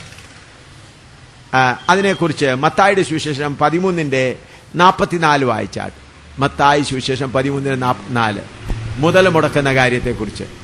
സ്വർഗരാജ്യം വയലിൽ ഒളിച്ചു വെച്ച നിധിയോട് സദൃശം. സ്വർഗരാജ്യം വയലിൽ ഒളിച്ചു വെച്ച നിധിയോട് സദൃശം. അതൊരു മനുഷ്യൻ കണ്ടു മറച്ചിട്ട് തന്റെ സന്തോഷത്താൽ ചെന്ന് തനിക്കുള്ളതൊക്കെയും വിറ്റ് ആ വയൽ വാങ്ങി. അപ്പോൾ ആ നിധി മറച്ചു വെച്ചിരിക്കുന്ന വയൽ വാങ്ങുവാൻ തനിക്ക് എന്ത് ചെയ്യേണ്ടി വന്നു? തനിക്കുള്ളതൊക്കെയും വിൽക്കേണ്ടി വന്നു. ശ്രദ്ധിക്കണം, തനിക്കുള്ളതൊക്കെ കുറച്ച് വിറ്റേച്ച് അല്ല, തനിക്കുള്ളതൊക്കെയും വിറ്റിട്ടാണ് ആ വയൽ വാങ്ങിയത്. ആ ദൈവരാജ്യം ലഭിക്കണമെങ്കിൽ, രക്ഷിക്കപ്പെടണമെങ്കിൽ ഒരു വലിയ വില കൊടുക്കാതെ രക്ഷയുടെ മാർഗത്തിൽ വരുന്നില്ല. ഈ വാച്ചിന്റെ ചെയിൻ ആയതുകൊണ്ട് കാര്യം, ഇതിനകത്തെ ഇമ്പോർട്ടന്റ് ആയിട്ടുള്ള മെഷീൻ വേണം ആദ്യം. അതുപോലെ രക്ഷയ്ക്ക് വേണ്ടി നാം എന്ത് ചെയ്യണം? വില കൊടുക്കണം. ഇവിടെയാണ് വലിയ തെറ്റ് വരുന്നത്. ഇവിടെയാണ് ദൈവമക്കൾ പിന്മാറുന്നത്. അവൻ തനിക്കുള്ളതൊക്കെയും വിറ്റു, ഇവരുടെ അത് വാങ്ങി. ഇനിയും വേറൊരു കർത്താവ് പറയുന്നു, മത്തായിയുടെ സുവിശേഷം 19 അധ്യായത്തിന്റെ 16 മുതൽ 22 വരെ വായിച്ചാണ്. Matthew chapter 19 verse 16 to 22. Matthew chapter 19 verse 16 to 22. അനന്തരം ഒരുത്തൻ വന്ന അവനോട്, ഗുരു, നിത്യജീവനെ പ്രാപിപ്പാൻ ഞാൻ എന്ത് നന്മ ചെയ്യണമെന്ന് ചോദിച്ചതിന് അവൻ, എന്നോട് നന്മയെക്കുറിച്ച് ചോദിക്കുന്നത് എന്ത്? നല്ലവൻ ഒരുത്തനേയുള്ളൂ. ജീവനിൽ കടപ്പാൻ ഇച്ഛിക്കുന്നുവെങ്കിൽ കൽപ്പനകളെ പ്രമാണിക്ക എന്ന് അവനോട് പറഞ്ഞു. ഏവ എന്ന് അവൻ ചോദിച്ചതിന് യേശു, കുല ചെയ്യരുത്, വ്യഭിചാരം ചെയ്യരുത്, മോഷ്ടിക്കരുത്, കള്ളസാക്ഷ്യം പറയരുത്, അപ്പനെയും അമ്മയെയും ബഹുമാനിക്ക, കൂട്ടുകാരൻ നിന്നെപ്പോൾ തന്നെ സ്നേഹിക്ക എന്നിവ തന്നെ എന്ന് പറഞ്ഞു. യൗവനക്കാരൻ അവനോട്, ഇവ ഒക്കെയും ഞാൻ പ്രമാണിച്ചു പോരുന്നു, ഇനി കുറവുള്ളത് എന്ത് എന്ന് പറഞ്ഞു. യേശു അവനോട്, സൽഗുണപൂർണനാകുവാൻ ഇച്ഛിക്കുന്നു എങ്കിൽ നീ ചെന്ന് നിനക്കുള്ളത് വിറ്റ് ദരിദ്രർക്ക് കൊടുക്ക, എന്നാൽ സ്വർഗത്തിൽ നിനക്ക് നിക്ഷേപമുണ്ടാകും. പിന്നെ വന്ന് എന്നെ അനുഗമിക്ക എന്ന് പറഞ്ഞു. യൗവനക്കാരൻ വളരെ സമ്പത്തുള്ളവനാകിയാൽ ഈ വചനം കേട്ടിട്ട് ദുഃഖിച്ചു പോയി കളഞ്ഞു. ഇവിടെ നാം വായിക്കുന്നത്, ഒരു സമ്പത്തുള്ള യൗവനക്കാരൻ വന്ന് കർത്താവിനോട് പറയാണ്, നിത്യജീവൻ പ്രാപിക്കാൻ ഞാൻ എന്ത് ചെയ്യണം? സത്യം അവിടുത്തെ ചോദ്യം, നിത്യജീവൻ പ്രാപിക്കാൻ ഞാൻ എന്ത് ചെയ്യണം? അപ്പോൾ കർത്താവ് പറഞ്ഞ് കൽപ്പന പ്രമാണിക്കുന്ന കാര്യം പറഞ്ഞപ്പോൾ, അത് ഞാൻ മുഴുവനും പ്രമാണിച്ചു. ഞാൻ വ്യഭിചാരം ചെയ്യുന്നില്ല, കൊല ചെയ്യുന്നില്ല, അപ്പനെയും അമ്മയും ബഹുമാനിക്കുന്നു, എല്ലാ അറിഞ്ഞ നിയമങ്ങളും ഉപദേശങ്ങളും സകലതും ഞാൻ പൂർണ്ണമായി ചെയ്തുകൊണ്ടിരിക്കുന്നു. അപ്പോൾ കർത്താവ് അവനെ നോക്കിയിട്ട് പറഞ്ഞു, നിനക്കുള്ളതൊക്കെയും വിറ്റ് ദരിദ്രർക്ക് കൊടുക്കുക. ദരിദ്രർക്ക് കൊടുക്കാനാ പറഞ്ഞത്. പണമുള്ളവർക്ക് കൊടുത്താൽ തിരിച്ചു കിട്ടും, ദരിദ്രർക്ക് കൊടുത്താൽ തിരിച്ചു കൊടുക്കാൻ കഴിയില്ല. അവിടെ എഴുതിയിരിക്കുന്ന നിനക്കുള്ളത് കുറച്ച് വിറ്റ് കൊടുക്കാനല്ല പറഞ്ഞത്, നിനക്കുള്ളത് ഒക്കെയും വിറ്റ് ദരിദ്രർക്ക് കൊടുക്കുക, പിന്നെ എന്നെ അനുഗമിക്കുക. അപ്പോൾ ആ മനുഷ്യൻ വലിയ സമ്പത്തുള്ളവനായിരുന്നത് കൊണ്ട് ദുഃഖിച്ച് കടന്നുപോയി. അപ്പോൾ പ്രിയമുള്ളവരെ, നിത്യജീവൻ പ്രാപിക്കണമെങ്കിൽ, രക്ഷ പ്രാപിക്കണമെങ്കിൽ നമ്മൾ മുതൽ മുടക്കാതെ സാധിക്കയില്ല. ഇന്ന് പൊതുവെ കൈപൊക്കി സ്തോത്രം പറഞ്ഞിട്ട് അങ്ങ് സ്വീകരിക്കുന്നതായ ഒരു രീതിയാണ് ഇന്നുള്ളത്. വില കൊടുക്കുന്ന കാര്യം വരുമ്പോൾ എല്ലാവരും ഭാരപ്പെടുകയാണ്. അങ്ങനെ വന്നാൽ നിത്യജീവൻ ലഭിക്കയില്ല, രക്ഷ ലഭിക്കയില്ല. ദൈവത്തിന്റെ പ്രോഗ്രാം ഞാൻ പറഞ്ഞല്ലോ, നമ്മളെ കുറച്ച് ഇവിടെ കഷ്ടത ഞാൻ ഇന്നലെ പറഞ്ഞു. ദൈവത്തിന്റെ ഉദ്ദേശം നമ്മളെ ഇവിടെ കുറച്ച് സുഖമായി താമസിപ്പിച്ച് അങ്ങ് സ്വർഗത്തിൽ കൊണ്ടുപോകാനല്ല. ഞാൻ ഇന്നലെ പ്രത്യേകം പറഞ്ഞല്ലോ, പലരും ചിന്തിച്ചു പോകുന്നത് ദൈവവും സാത്താനും രണ്ട് പാർട്ടിയാണ്. ഒരു കൂട്ടർ ദൈവം സ്വർഗത്തിലേക്ക് കൊണ്ടുപോകാൻ നോക്കുന്നു, സാത്താൻ നരകത്തിലേക്ക് കൊണ്ടുപോകാൻ നോക്കുന്നു. നമ്മൾ ദൈവത്തിന്റെ കൂടെ കൂടി ആളുകളെ സ്വർഗത്തിലേക്ക് കൊണ്ടുപോകാൻ ശ്രമിക്കുന്നു. ദൈവവും സാത്താനും രണ്ട് പാർട്ടിയല്ല. ദൈവവും സാത്താനും തമ്മിൽ ഒരു വൈര്യവുമില്ല. ദൈവത്തിന്റെ സൃഷ്ടിയാണ് സാത്താൻ. പിന്നെ സാത്താനെ നമ്മുടെ വൈരയാക്കി തീർത്തിരിക്കുകയാണ്, ദൈവത്തിന്റെ വൈരിയല്ല അവൻ. നിങ്ങൾ വായിച്ച ഇയ്യോബിന്റെ പുസ്തകത്തിൽ വായിച്ചാൽ, ദൈവോത്തരന്മാർ അവന്റെ കൂടെ നിൽക്കാൻ ചെന്നപ്പോൾ സാത്താനും അവന്റെ കൂടെ അവിടെ ചെന്ന് നിന്നു. അപ്പോൾ അവനോട് ചോദിച്ചു, നീ എവിടെ നിന്ന് വന്നപ്പോൾ ഞാൻ എല്ലായിടത്തും സഞ്ചരിച്ചു വന്നിരിക്കുന്നു എന്ന് പറയാനിടയായി. അപ്പോൾ നിങ്ങൾ ആരും ചിന്തിക്കരുത് സാത്താൻ ദൈവത്തിന്റെ വൈരിയാണ്. ദൈവത്തിന്റെ സൃഷ്ടിയാണ് സാത്താൻ, ദൈവത്തിന്റെ സൃഷ്ടിയാണ് സാത്താൻ. പിന്നെ നമ്മൾക്ക് അവനെ വൈരിയാക്കി വെച്ചിരിക്കുന്ന ഉദ്ദേശം നാം അവനെ ജയിച്ച് ദൈവത്തെ പോലെ ആകുവാനുള്ള ഭാഗ്യം നമുക്ക് നൽകുവാനാണ് സാത്താനെ നമുക്ക് വൈരിയാക്കി വെച്ചിരിക്കുന്നത്. അതുകൊണ്ട് നാം ചിലപ്പോൾ കർത്താവിന്റെ വേല ചെയ്യുമ്പോൾ എങ്ങനെയെങ്കിലും വിശ്വസിച്ചോ നമുക്ക് എങ്ങനെയെങ്കിലും നരകത്തിലങ്ങ് രക്ഷപ്പെടാം, എങ്ങനെയെങ്കിലും അപ്പച്ച അമ്മച്ചി അച്ചായ എങ്ങനെയെങ്കിലും യേശു ക്രിസ്തു ദൈവമാണെന്ന് അങ്ങ് വിശ്വസിച്ചോ, വാഗൊണ്ടെങ്കിൽ ഏറ്റു പറഞ്ഞോ, എൻ്റെ പാപങ്ങൾ ക്ഷമിക്കണമെന്ന് പറഞ്ഞാൽ നമുക്ക് സ്വർഗത്തിൽ പോകാമെന്നുള്ള കേസ് അങ്ങ് ശരിയായി. പ്രിയമുള്ളവരെ, അകത്ത് വാസ്തവമല്ല, അതല്ല ശരി. ദൈവത്തിന്റെ ഉദ്ദേശം സാത്താൻ എല്ലാവരെയും പിടിച്ചുകൊണ്ട് പോകുന്നത് കുറച്ചുപേരെ സ്വർഗത്തിൽ കൊണ്ട്, അതല്ല. നല്ലവണ്ണം മനസ്സിലാക്കണം. ഈ ലോകം ദൈവം സൃഷ്ടിച്ചതിന്റെ ഉദ്ദേശം, എന്നെയും നിങ്ങളെയും സൃഷ്ടിച്ചതിന്റെ ഉദ്ദേശം, ദൈവത്തിന് സമന്മാരായി ദൈവത്തെ പോലെയായ ഒരു കൂട്ടമായി നിത്യതയിൽ ഭരണം ആരംഭിക്കണം. ദൈവത്തിന്റെ പ്രോഗ്രാമിന് വേണ്ടി നമ്മളെ തിരഞ്ഞെടുക്കുന്ന ഒരു തയ്യാറെടുപ്പ് മാത്രമാണ്. അതാണ് ഈ വേദപുസ്തകം പറയുന്നത്. എന്നാൽ ദൈവത്തിന്റെ പ്രോഗ്രാം ആരംഭിക്കുന്ന വെളിപ്പാട് പുസ്തകം 22-ാം അധ്യായത്തിൽ പറയുന്നുണ്ട്. അവിടെയാണ് പ്രോഗ്രാം ആരംഭിക്കുന്നത്, ദൈവം മനുഷ്യരോട് ഒന്നിച്ചു വസിച്ച്. അപ്പോൾ നിങ്ങൾ ഇങ്ങനെ ചിന്തിക്കരുത്, എങ്ങനെയെങ്കിലും ശത്രുവിന്റെ കായിൽ നിന്ന് പേപ്പട്ടിയിൽ നിന്ന് പിടിച്ചു വരച്ച് രക്ഷിച്ചങ്ങ് കുറച്ചു നാളത്തേക്ക് അങ്ങ്. അതല്ല ദൈവത്തിന്റെ പ്രോഗ്രാം. ദൈവത്തെ പോലെ ആയിത്തീരുവാൻ വിശ്വസിക്കുന്നത് ആരംഭം പടി മാത്രം. അത് കഴിഞ്ഞ് അതിനുള്ള വില കൊടുക്കണം. ഈ ധനവാനോട് പറഞ്ഞു, നീ എല്ലാം വിറ്റേച്ചു വരാൻ പറഞ്ഞപ്പോൾ അവന് വളരെ ദുഃഖമുണ്ടായി. അവൻ കർത്താവിനെ പിൻപറ്റുവാൻ സാധില്ലായി. നമ്മൾക്ക് മനുഷ്യരുടെ മനസ്സൊന്ന് നോക്കിയാൽ നമുക്ക് പ്രത്യേകം മനസ്സിലാക്കുവാൻ കഴിയും മനുഷ്യരുടെ മനസ്സെങ്ങനെ. മത്തായിയുടെ സുവിശേഷം 13-ാം അധ്യായത്തിന്റെ 22-ാം വാക്യം ഒന്ന് വായിച്ചാൽ. മത്തായി 13:22.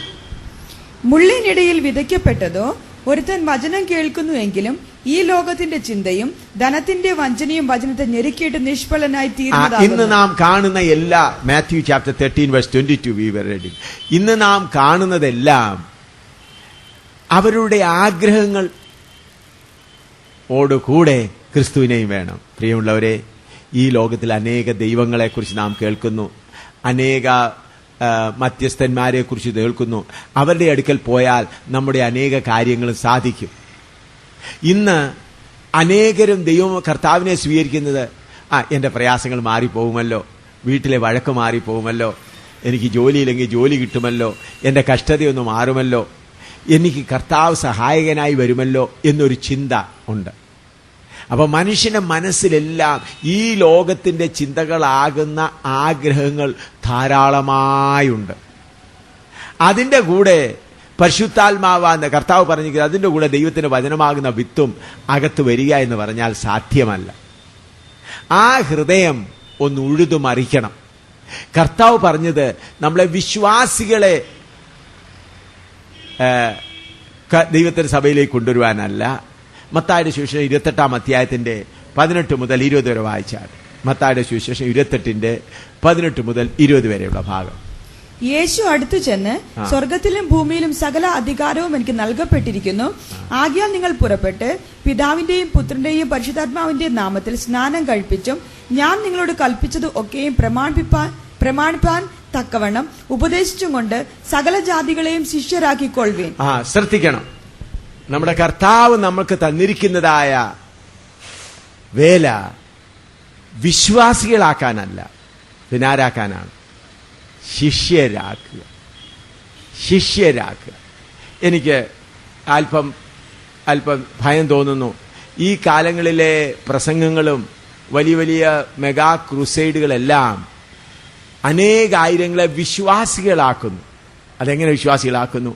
യേശുക്രിസ്തുവിന് മുടന്തരെ സൗഖ്യമാക്കാൻ കഴിയും, യേശുക്രിസ്തുവിന് ചെകിടരെ സൗഖ്യമാക്കുവാൻ കഴിയും, യേശുക്രിസ്തുവിന് പ്രയാസങ്ങൾ മാറ്റാൻ കഴിയും, യേശുക്രിസ്തുവിനെ ആശ്വസിപ്പിക്കാൻ കഴിയും എന്നുള്ള വിശ്വാസികളാണ്. ഇന്ന് അനേകായിരം ഹിന്ദുക്കളും യേശുക്രിസ്തുവും കൂടെ സഹായിക്കാൻ മതിയായവനാണ് നോക്കിയാൽ. ഇന്ന് നിങ്ങൾ സർവമതത്തിന്റെ ആ ബാനർ നോക്കിയാൽ അതിൽ യേശുവുമുണ്ട്, ശ്രീകൃഷ്ണനുമുണ്ട്, ശ്രീ ബുദ്ധനുമുണ്ട്, ശിവനുമുണ്ട്, അതുപോലെ ശ്രീ മുഹമ്മദുമുണ്ട്. എല്ലാവരും അതിനകത്തുണ്ട്. അപ്പോൾ എല്ലാം ദൈവങ്ങളാണ്, എല്ലാം സഹായിക്കുന്നവരാണ് എന്നുള്ളൊരു ചിന്ത അതിന്നും ഭൂമിയിൽ കടന്നുകൂടിയിരിക്കുകയാണ്. എന്നാൽ കർത്താവ് പറഞ്ഞ സുവിശേഷം എന്താണ്? കർത്താവ് നമ്മളെ ഏൽപ്പിച്ചത് എന്താണ്? യേശുവിനെ വിശ്വസിക്കുന്നവരെ വിശ്വാസികളാക്കാനല്ല, പിന്നെ എങ്ങനെയാക്കണം? ശിഷ്യന്മാരാക്കണം. അതോർക്കണം.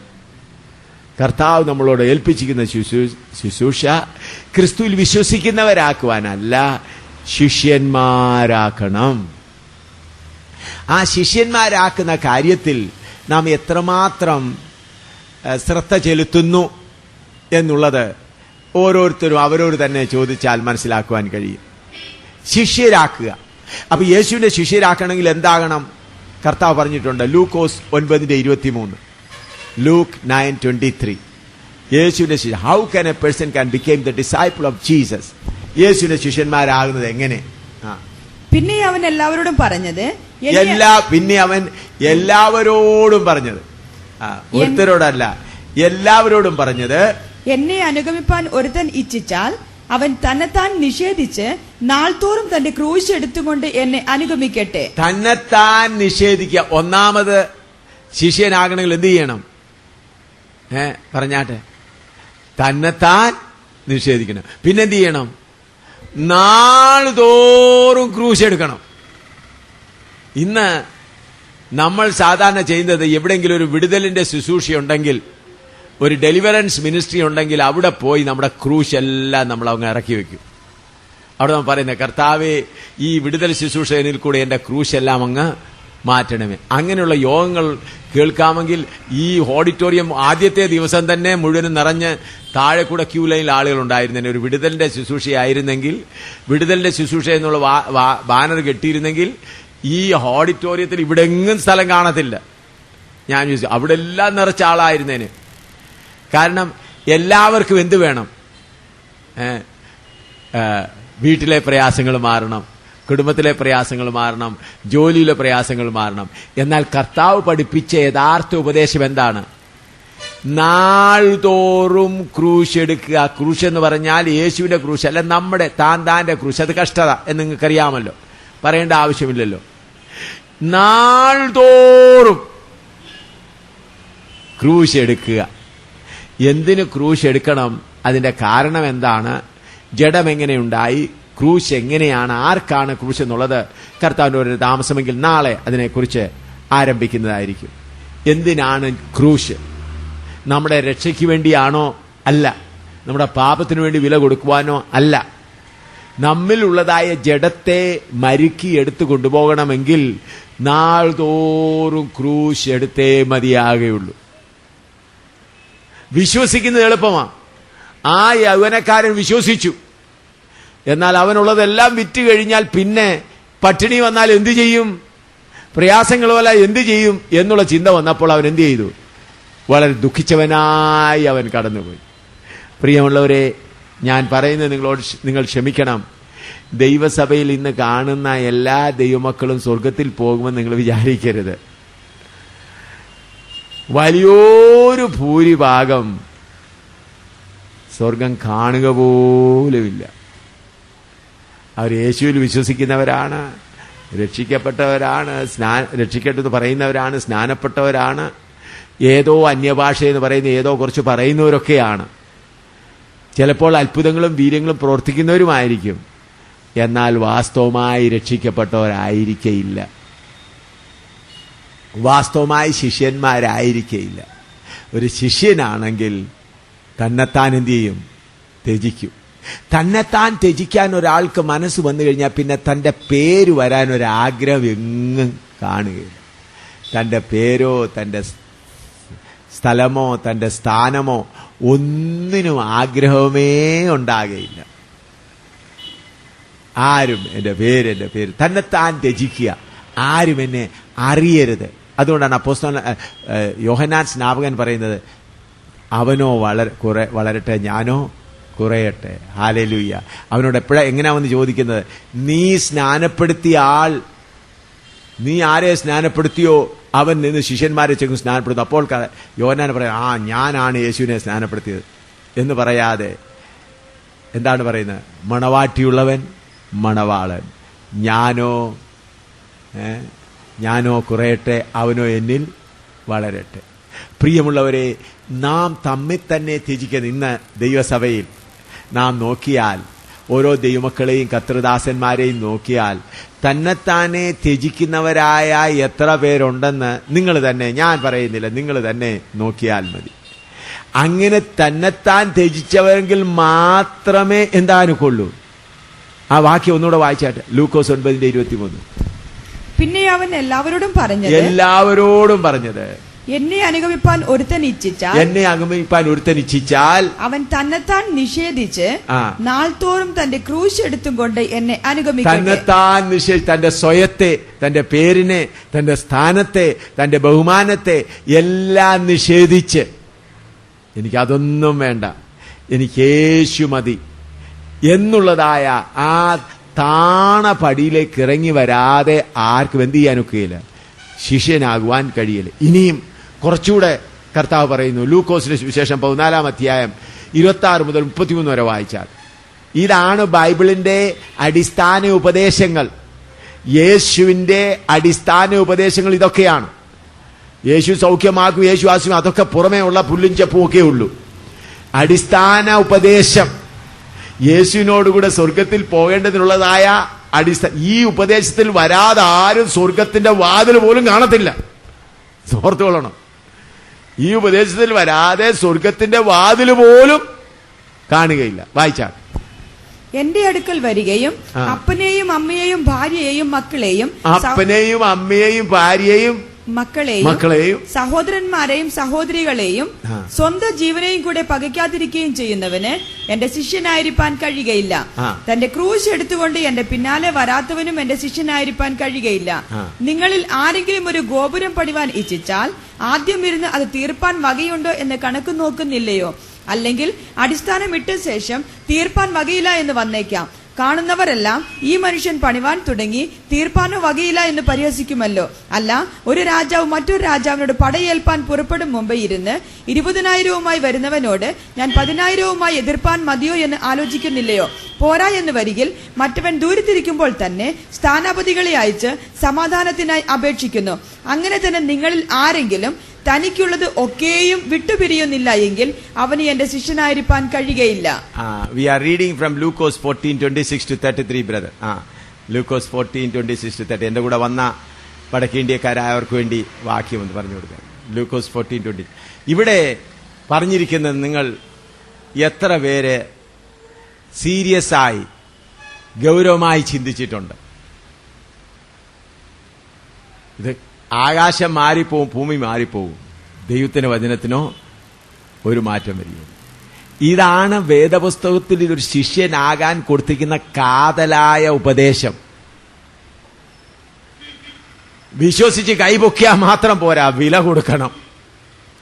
ഈ വില കൊടുക്കണം, തന്നെത്താനെ ത്യജിക്കുന്ന വില കൊടുക്കണം, ദിവസം തോറും ക്രൂശ് എടുക്കുന്ന വില കൊടുക്കണം. ഇന്ന് ദൈവമക്കൾക്ക് ഇപ്പൊ വാച്ചുണ്ട്, വാച്ചിന്റെ ചെയിനും ഉണ്ട്, ഫ്രെയിമും ഉണ്ട്, അകത്തെ മെഷീൻ ഇല്ല. ഞാൻ പറഞ്ഞ മനസ്സിലായോ? ദൈവമക്കളെന്ന് പറഞ്ഞവരെല്ലാം വാച്ചും കെട്ടിക്കൊണ്ട് നടക്കുക.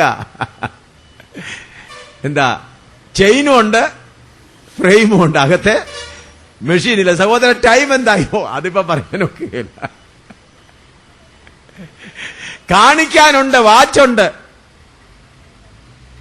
അകത്തെ കാര്യമായ മെഷീൻ ഇല്ല. വെള്ളത്തിലിറങ്ങി മുങ്ങിയവരാണ്, ഇടയ്ക്കൊക്കെ അന്യഭാഷയും പറയുന്നവരാണ്. അതേത് ആത്മാവിലാണെന്ന് പിന്നെ മനസ്സിലാകും. കാരണം വേറൊരു സുവിശേഷം, വേറൊരു യേശു, വേറൊരു ആത്മാവ്. ഇന്ന് സഭയിൽ 2 വിധത്തിലുള്ള വിധ നടന്നുകൊണ്ടിരിക്കുകയാണ്. അത് നിങ്ങളൊന്ന് ശ്രദ്ധിക്കണം. മത്തായിയുടെ സുവിശേഷം 13-ാം അധ്യായം, മത്തായിയുടെ സുവിശേഷം 13-ാം അധ്യായം, മാത്യു ചാപ്റ്റർ 13. ഇന്ന് സഭയിൽ 2 വിധത്തിലുള്ളതായ വിധ നടന്നുകൊണ്ടിരിക്കുകയാണ്. അതിനെക്കുറിച്ച് കർത്താവ് വളരെ വ്യക്തമായി പറഞ്ഞിട്ടുണ്ട്. Matthew chapter 13 verse 24-30. മത്തായിയുടെ സുവിശേഷം 13-ാം അധ്യായത്തിന്റെ 24 മുതൽ 30 വരെ ഒന്ന് വായിച്ചാൽ. അവൻ മറ്റൊരു ഉപമ അവർക്ക് പറഞ്ഞു കൊടുത്തു. സ്വർഗരാജ്യം ഒരു മനുഷ്യൻ തന്റെ നിലത്ത് നല്ല വിത്ത് വിതച്ചതിനോട് സദൃശ്യമാകുന്നു. മനുഷ്യൻ ഉറങ്ങുമ്പോൾ അവന്റെ ശത്രു വന്ന് കോതമ്പിന്റെ ഇടയിൽ കള വിതച്ചു പോയി കളഞ്ഞു. ഞാറ് വളർന്ന് കതിരായപ്പോൾ കളയും കാണായി വന്നു.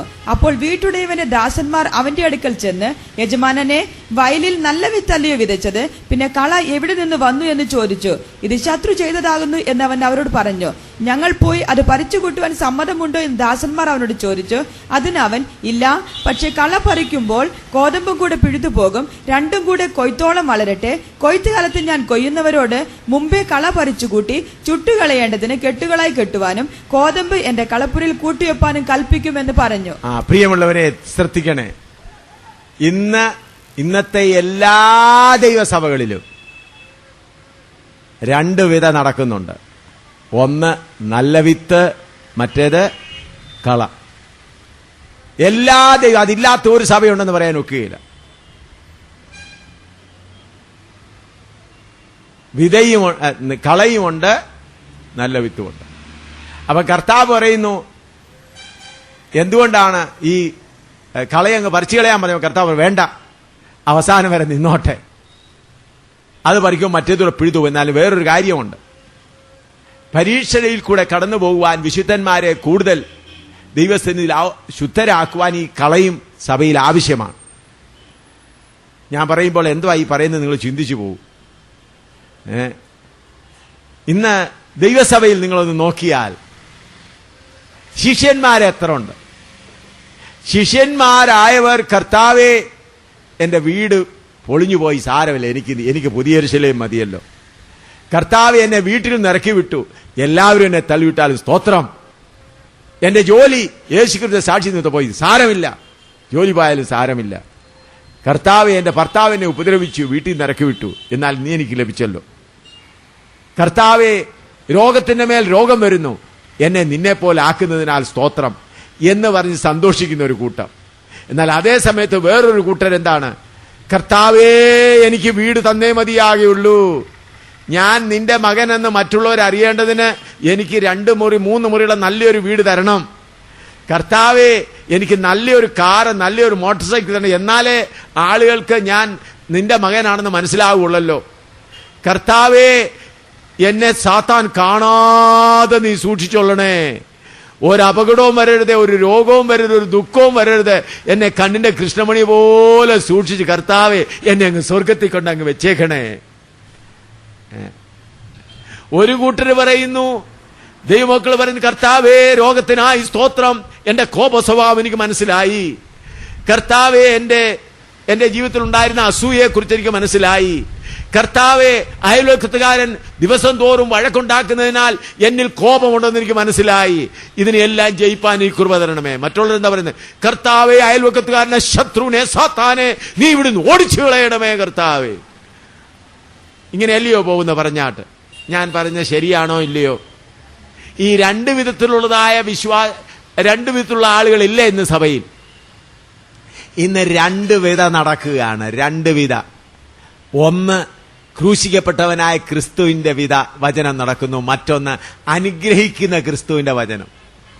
ഇന്ന് അനുഗ്രഹിക്കുന്ന ക്രിസ്തുവിന്റെ വചനം എന്നൊന്ന് പറഞ്ഞായിരുന്നു ഇവിടെ താഴെ പോലും തള്ളായിരിക്കും, ആളുകൾ കയറാൻ പ്രയാസമായിരിക്കും. രോഗസൗഖ്യം കാണുവാനും മറ്റുള്ളത് കാണുവാനും, അത്ഭുതങ്ങൾ തീർന്നു, ചികിടർ കാണുന്നു, എല്ലാവരും വലിയ ബഹളമായിരിക്കും. മീറ്റിംഗ് 10 മണിക്ക് തുടങ്ങുന്ന 8 മണിക്ക് തന്നെ തള്ളായിരിക്കും. എന്നാൽ ആഴമായ വചനം പറയുമ്പോൾ ഇഷ്ടമുള്ളവർ വരും, ആഗ്രഹമുള്ളവർ വരും. പ്രിയമുള്ളവരെ, ഇന്ന് സഭയിൽ കൂടുതലും കളയാണ്. നിങ്ങൾ ഓർത്തിരിക്കണം, ഇന്ന് സഭയിൽ കൂടുതലും കളയാണ്. കാഹളം തൊനിക്കുമ്പോഴേ മനസ്സിലാകത്തുള്ളൂ എവിടാ പോകുന്നതെന്നുള്ളത്. ശനിയാഴ്ച രാത്രി കർത്താവ് വന്നെന്ന് വിചാരിച്ചാട്ട് ഭൂരിഭാഗം മെമ്പേഴ്സും ഞായറാഴ്ച രാവിലെ സഭാ-ഹാളിന്റെ മുമ്പിൽ കാണും. ശനിയാഴ്ച രാത്രി കർത്താവ് വന്നു, ഭൂരിഭാഗം മെമ്പേഴ്സും വേദോസ്തം എടുത്തോണ്ട് പാട്ടും പാടാൻ. കർത്തൃദാസൻ വേറൊരു വീട്ടിലാണ് താമസിക്കുന്നത് വിചാരിച്ചാട്ട്. അപ്പൊ ഈ കർത്തൃദാസൻ ഇന്ന് ഞായറാഴ്ച 10 മണിക്ക് യോഗം തുടങ്ങിയിട്ട് ഹാള് പോലും തുറന്നില്ലല്ലോ. എവിടെ പോയിരിക്കുക ഈ കർത്താവിന്റെ ദാസൻ? എല്ലാവരും കൂടെ വന്നു. നമ്മൾ ഇന്ന് നേരത്തെ വന്നു, ഇന്ന് വിചാരിക്കും ചിലപ്പോൾ ഇന്ന് യോഗം ചിലപ്പോൾ 10:30 ആയിരിക്കും, 11, അവിടെ 10-11 വരെയൊക്കെ ആയിരിക്കും. ഞാൻ തീർത്തു പറയുന്നു, അങ്ങനെ സംഭവിക്കാൻ പോകുകയാണ്. അതാ കർത്താവ് പറഞ്ഞ, ഒരു കിടക്കയിൽ 2 പേരുണ്ടായിരിക്കും, ഒരാൾ എടുത്തപ്പോഴും രക്ഷിക്കപ്പെട്ടവൻ എടുത്തോളപ്പെടും. രക്ഷിക്കപ്പെട്ടെന്ന് പറഞ്ഞുകൊണ്ട് സ്തോത്രം പറഞ്ഞ് എടുക്കുന്നവൻ അവിടെ കിടക്കും. അത് ഭാര്യയായാലും ഭർത്താവായാലും. 2 പേര് വയലിൽ അധ്വാനിച്ചുകൊണ്ടിരിക്കും. രക്ഷിക്കപ്പെടുന്നിടത്തോളപ്പെടും. രണ്ടുപേര് തിരിയലിൽ പൊടിച്ചുകൊണ്ടിരിക്കും. കർത്താവായ യേശുക്രിസ്തുവിൽ കൂടെ അനുഗ്രഹം പ്രാപിക്കാൻ വന്നവരാരും സ്വർഗത്തിൽ പോകത്തില്ല. വില കൊടുക്കാൻ വന്നവരും മാത്രമേ പോകത്തുള്ളൂ. ഞാൻ പറയുന്നത് നല്ലവണ്ണം ശ്രദ്ധിച്ചോളൂ. കർത്താവായ യേശുവിൽ കൂടെ അനുഗ്രഹം പ്രാപിക്കാൻ വന്ന ഒരുത്തരും പോകത്തില്ല. കർത്താവായ യേശുക്രിസ്തു വില കൊടുത്തതുപോലെ ദൈവരാജ്യത്തിന് വേണ്ടി, രക്ഷയ്ക്ക് വേണ്ടി വില കൊടുക്കുവാൻ ഇഷ്ടമില്ലാത്ത ഒരുത്തരും സ്വർഗത്തിൽ പോകയില്ല. വാതിൽ പോലും കാണുകയില്ല. അവരുടെ സ്വർഗം ഇവിടെ കിട്ടിയതാ, അതേ ഉള്ളൂ. ഇവിടെ എന്താ പറയുന്നത്? ലൂക്കോസിന് 14-ാം അധ്യായത്തിൽ പറയുന്നത്, ഇരുന്ന് എന്ത് ചെയ്യണം? കണക്ക് നോക്കും. ഇരുന്നൊന്ന് നോക്കണം. വായിച്ചാൽ ലൂക്കോസിന് 14-ാം അധ്യായത്തിന്റെ 26 മുതൽ വായിച്ചാൽ. എന്റെ അടുക്കൽ വരികയും അപ്പനെയും അമ്മയെയും ഭാര്യയെയും മക്കളെയും, അപ്പനെയും അമ്മയെയും ഭാര്യയെയും മക്കളെയും, സഹോദരന്മാരെയും സഹോദരിമാരെയും സ്വന്തം ജീവനെയും കൂടെ പകയ്ക്കാതിരിക്കുകയും ചെയ്യുന്നവന് എന്റെ ശിഷ്യനായിരിക്കാൻ കഴിയുകയില്ല. പ്രിയമുള്ളവരെ, ഈ വചനത്തെ മാറ്റാൻ അധികാരമുള്ള ആരെങ്കിലും ഈ ഭൂമിയിലുണ്ടോ? പറഞ്ഞാൽ ഈ വചനമാണ് നമ്മെ ന്യായം വിധിക്കുന്നത്. ഇതിപ്പോ ഞാൻ പറയുമ്പോൾ നിങ്ങൾക്ക് കുറച്ച് വിഷമമായി തോന്നും. എന്നാൽ ഈ വിഷമമുള്ള ഈ കഷായം കുടിച്ചാൽ ഒരു പക്ഷേ രക്ഷിക്കപ്പെട്ടെന്ന് വന്നേക്കാം. അല്ലെങ്കിൽ വലിയ ചതിയാണ് സംഭവിക്കാൻ പോകുന്നത്. വീണ്ടും വായിച്ചാൽ, എന്റെ അടുക്കൽ വരികയും അപ്പനെയും അമ്മയെയും അമ്മയെയും ഭാര്യയെയും മക്കളെയും സഹോദരന്മാരെയും സഹോദരികളെയും സ്വന്തം ജീവനെയും കൂടെ പകയ്ക്കാതിരിക്കുകയും ചെയ്യുന്നവന് എന്റെ ശിഷ്യനായിരിക്കാൻ കഴിയുകയില്ല. ഇങ്ങനെ ശ്രദ്ധിച്ചാട്ടെ, എന്തുകൊണ്ടാണ് കർത്താവ് അപ്പനെയും അമ്മയെയും മകനെയും ഭാര്യയും ഒക്കെ പറയാൻ പറഞ്ഞത്? നമുക്ക് ഒരല്പനേരം ചിന്തിക്കാം. പ്രിയമുള്ളവരെ, വാസ്തവമായി നമുക്ക് ആർക്കെങ്കിലും അപ്പനോ അമ്മയോ ഭാര്യയോ മക്കളോ ഉണ്ടോ? ഒരു മനുഷ്യന്റെ സ്ഥിരമായി നിൽക്കുന്ന അവന്റെ ആത്മാവും പ്രാണനുമാണ്. ശരീരം എത്ര നാളത്തേക്കാ? പറഞ്ഞാട്ട് കൂടിയാൽ 120 വർഷം. പ്രിയമുള്ളവരെ, എനിക്കോ, എന്റെ ഭാര്യ ഇവിടെ ഇരിക്കുന്നു, എന്റെ മകൻ ഇവിടെയുണ്ട്, മരുമകൾ ഇവിടെയുണ്ട്. ഞാൻ പറയട്ടെ, എന്റെ ആത്മാവിനും പ്രാണനും ഭാര്യയുമില്ല, മകനുമില്ല, മകളുമില്ല, അപ്പനുമില്ല, അമ്മയുമില്ല. ശരീരത്തിൽ വന്നതുകൊണ്ട് ഒരു അപ്പനും കിട്ടി, ഒരമ്മയും കിട്ടി, ഒരു ഭാര്യയും കിട്ടി, ഒരു മകനെയും കിട്ടി, മക്കളെയും കിട്ടി. ഈ ശരീരത്തിൽ നിന്ന് വേർപെടുന്നതോടുകൂടെ അതെല്ലാം അവസാനിച്ചു. എനിക്ക് വളരെ എന്നെ സ്നേഹിച്ച് ദൈവഭയത്തിൽ വളർത്തിയ എന്റെ മാതാവും പിതാവും ഉണ്ടായിരുന്നു. നല്ലവണ്ണം അടിച്ച് ശിക്ഷിച്ച് ദൈവഭയത്തിൽ എന്നെ വളർത്തി.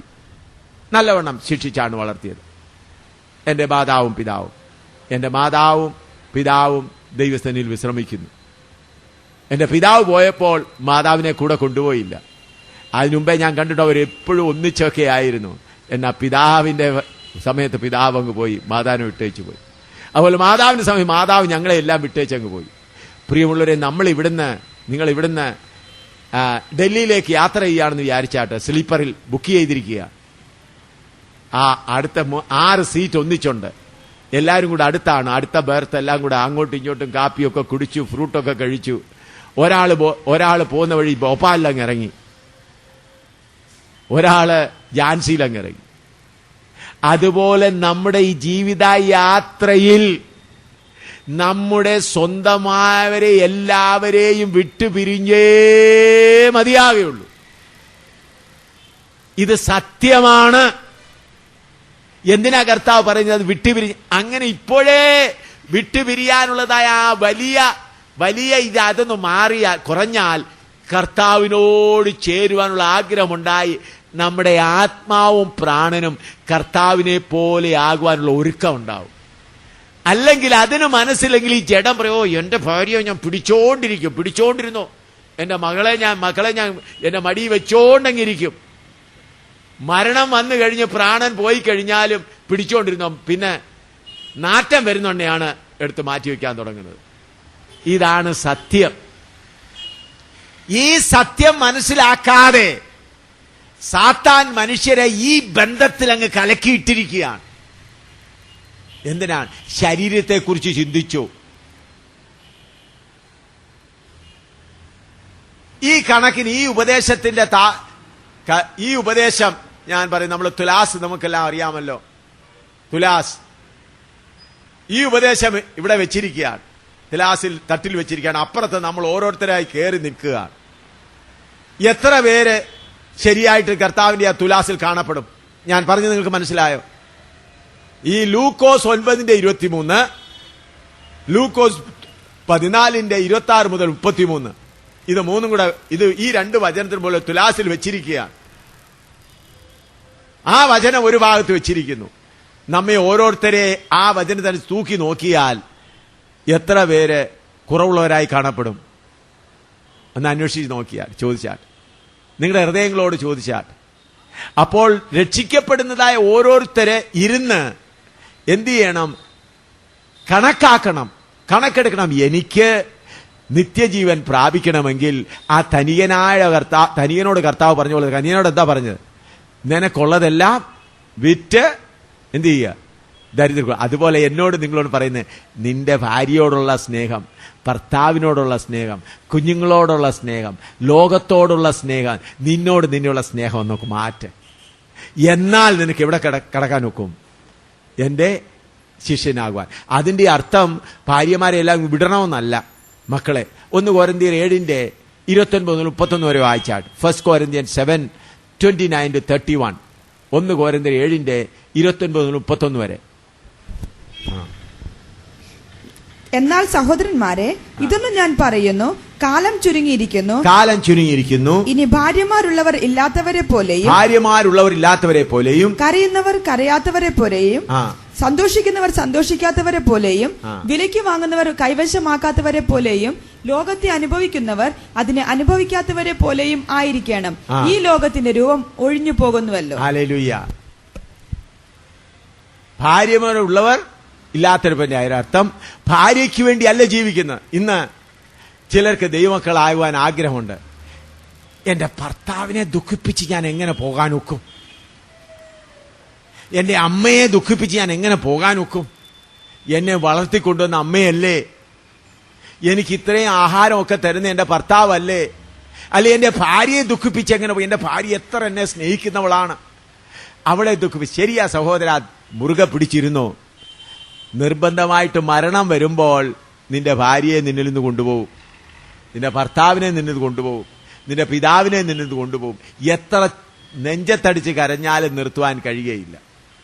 അതുകൊണ്ട് അങ്ങനെ സംഭവിക്കുന്നതിന് മുൻപേ കർത്താവേ, നിന്റെ വചനപ്രകാരം എനിക്ക് മുൻപോട്ട് പോകണം.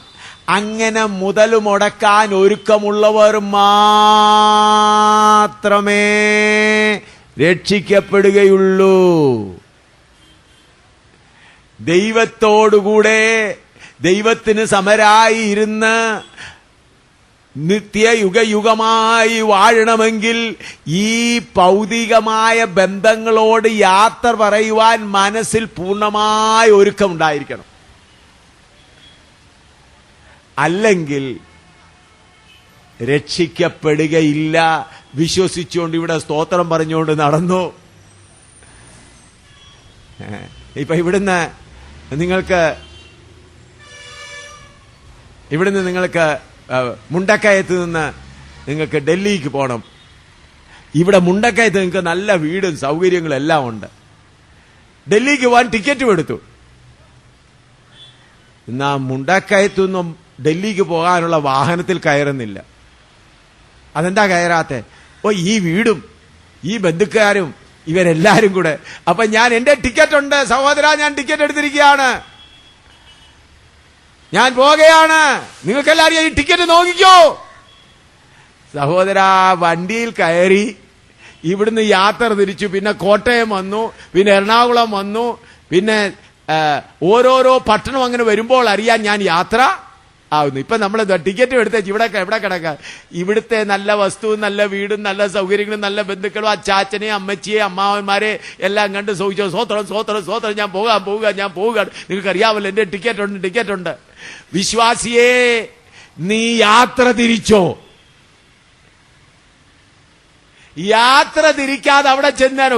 എല്ലാം വിചാരിക്കുന്നതാണ്, കർത്താവ് ഇങ്ങോട്ട് വരും, ഹെലികോപ്റ്റർ കൊണ്ടുവരും, ഞാൻ എവിടെ കിടന്നാലും തേടി പിടിക്കും. ഞാൻ എന്റെ പേര് കർത്താവ് ജീവിതത്തിൽ എന്നെ പിടിച്ചു, വാ മറിയാമേ വാ, ചാക്കോച്ച വാ, കൊണ്ടുപോകാൻ നമുക്ക് നിങ്ങളെ കൊണ്ടുപോകാൻ വന്നിരിക്കുക.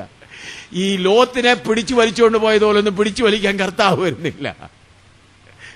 ലോത്തിനെ പിടിച്ചു വലിച്ചുകൊണ്ട് പോകാൻ രണ്ട് ദൂതന്മാർ വന്നു, അവരെ പിടിച്ചു വലിച്ചുകൊണ്ട് പോയി. അങ്ങനെ പിടിയും വലിയില്ല. മധ്യാകാശത്തിൽ വന്ന് കാഹളം ധ്വനിക്കും, കേൾക്കുന്നവർ രൂപാന്തരപ്പെട്ടു പോകും. അത് ഓർത്തോളണം. മധ്യാകാശത്തിൽ വന്ന് കർത്താവ് വന്ന് ഭൂമിയിലോട്ട് വരികയില്ല. വിശുദ്ധന്മാരെ ചേർക്കാൻ ഭൂമിയിലോട്ട് വരികയില്ല. നല്ലോണം ഓർത്തോളണേ. വിശുദ്ധന്മാരെ ചേർക്കാൻ കർത്താവ് ഭൂമിയിലോട്ട് വരികയില്ല. ഒരുങ്ങിയിരിക്കുന്നവർ മാത്രം കേൾക്കും.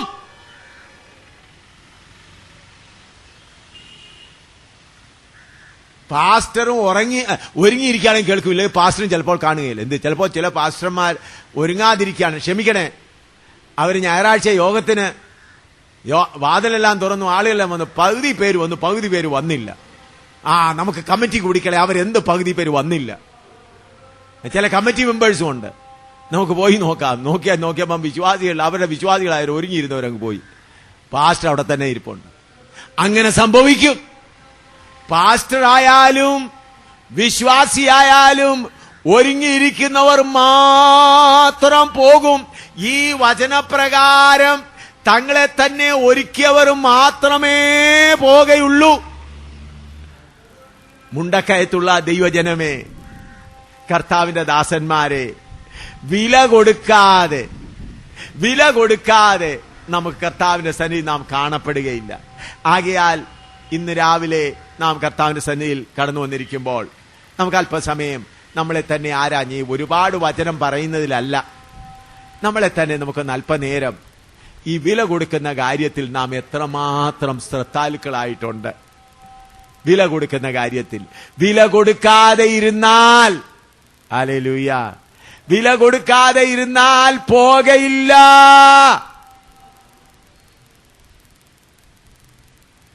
വിശ്വസിച്ചാ പോരാ, വില കൊടുക്കണം.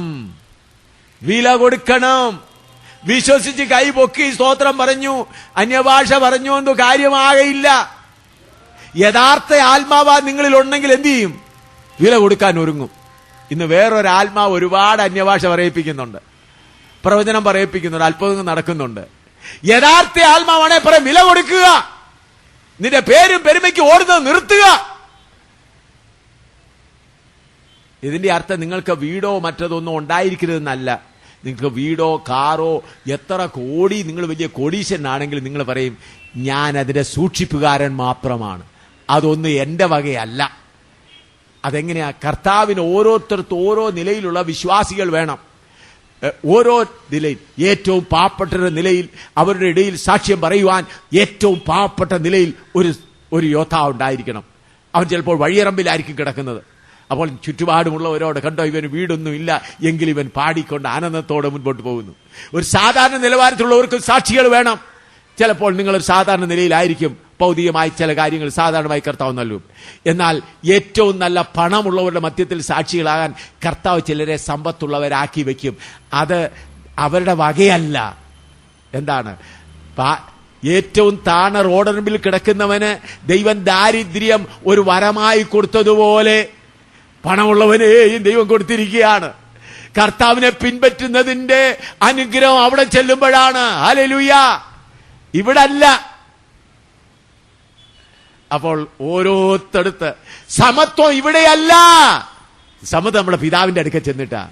ഹല്ലേലൂയ, നമ്മുടെ അപ്പന്റെ അടുക്കൽ ചെന്നിട്ട് നമുക്ക് സമത്വം ഉണ്ടായിരിക്കും. ഇപ്പോൾ നമ്മൾ ഓരോരുത്തരെയും ചിലർക്ക് ആരോഗ്യമുള്ളവർ, ചിലർ ആരോഗ്യമില്ലാത്തവർ, ചിലർ പണമുള്ളവർ, ചിലർ പണമില്ലാത്തവർ, ചിലർ ഓരോരോ നിലയിലുള്ളവരെ നിങ്ങളെ ഓരോരുത്തർ ഇതുകൊണ്ട് പറഞ്ഞ അപ്പോസ്തലൻ സമ്പത്തുള്ളവർ ഇല്ലാത്തവരെ പോലെയും, ഈ പണമൊന്നും എന്റെ വകയല്ല, ഈ സമ്പത്തൊന്നും എന്റെ വകയല്ല, ഞാൻ ഇതിന്റെ സൂക്ഷിപ്പുകാരൻ മാത്രമാണ്. ഹല്ലേലൂയ. പ്രിയ ദൈവമക്കളെ, ഞാൻ നിങ്ങളോട് താഴ്മയെ അപേക്ഷിക്കുന്നത്, വില കൊടുക്കാതെ രക്ഷിക്കപ്പെടുവാൻ കഴിയുകയില്ല. പാപത്തിന്റെ വില കർത്താവായ യേശുക്രിസ്തു കൊടുത്തു. പിന്നെ ഈ ലോകത്തോടുള്ള നമ്മുടെ പറ്റുമാനമാകുന്ന കാര്യങ്ങളെ ത്യജിച്ച് ആ വില കൊടുത്തല്ലാതെ നമ്മൾക്ക് മുൻപോട്ട് പോകാൻ കഴിയുകയില്ല. നമുക്ക് പ്രാർത്ഥിക്കാം, നമ്മുടെ തലകളെ വണക്കി പ്രാർത്ഥിക്കാം. ഹല്ലേലൂയ.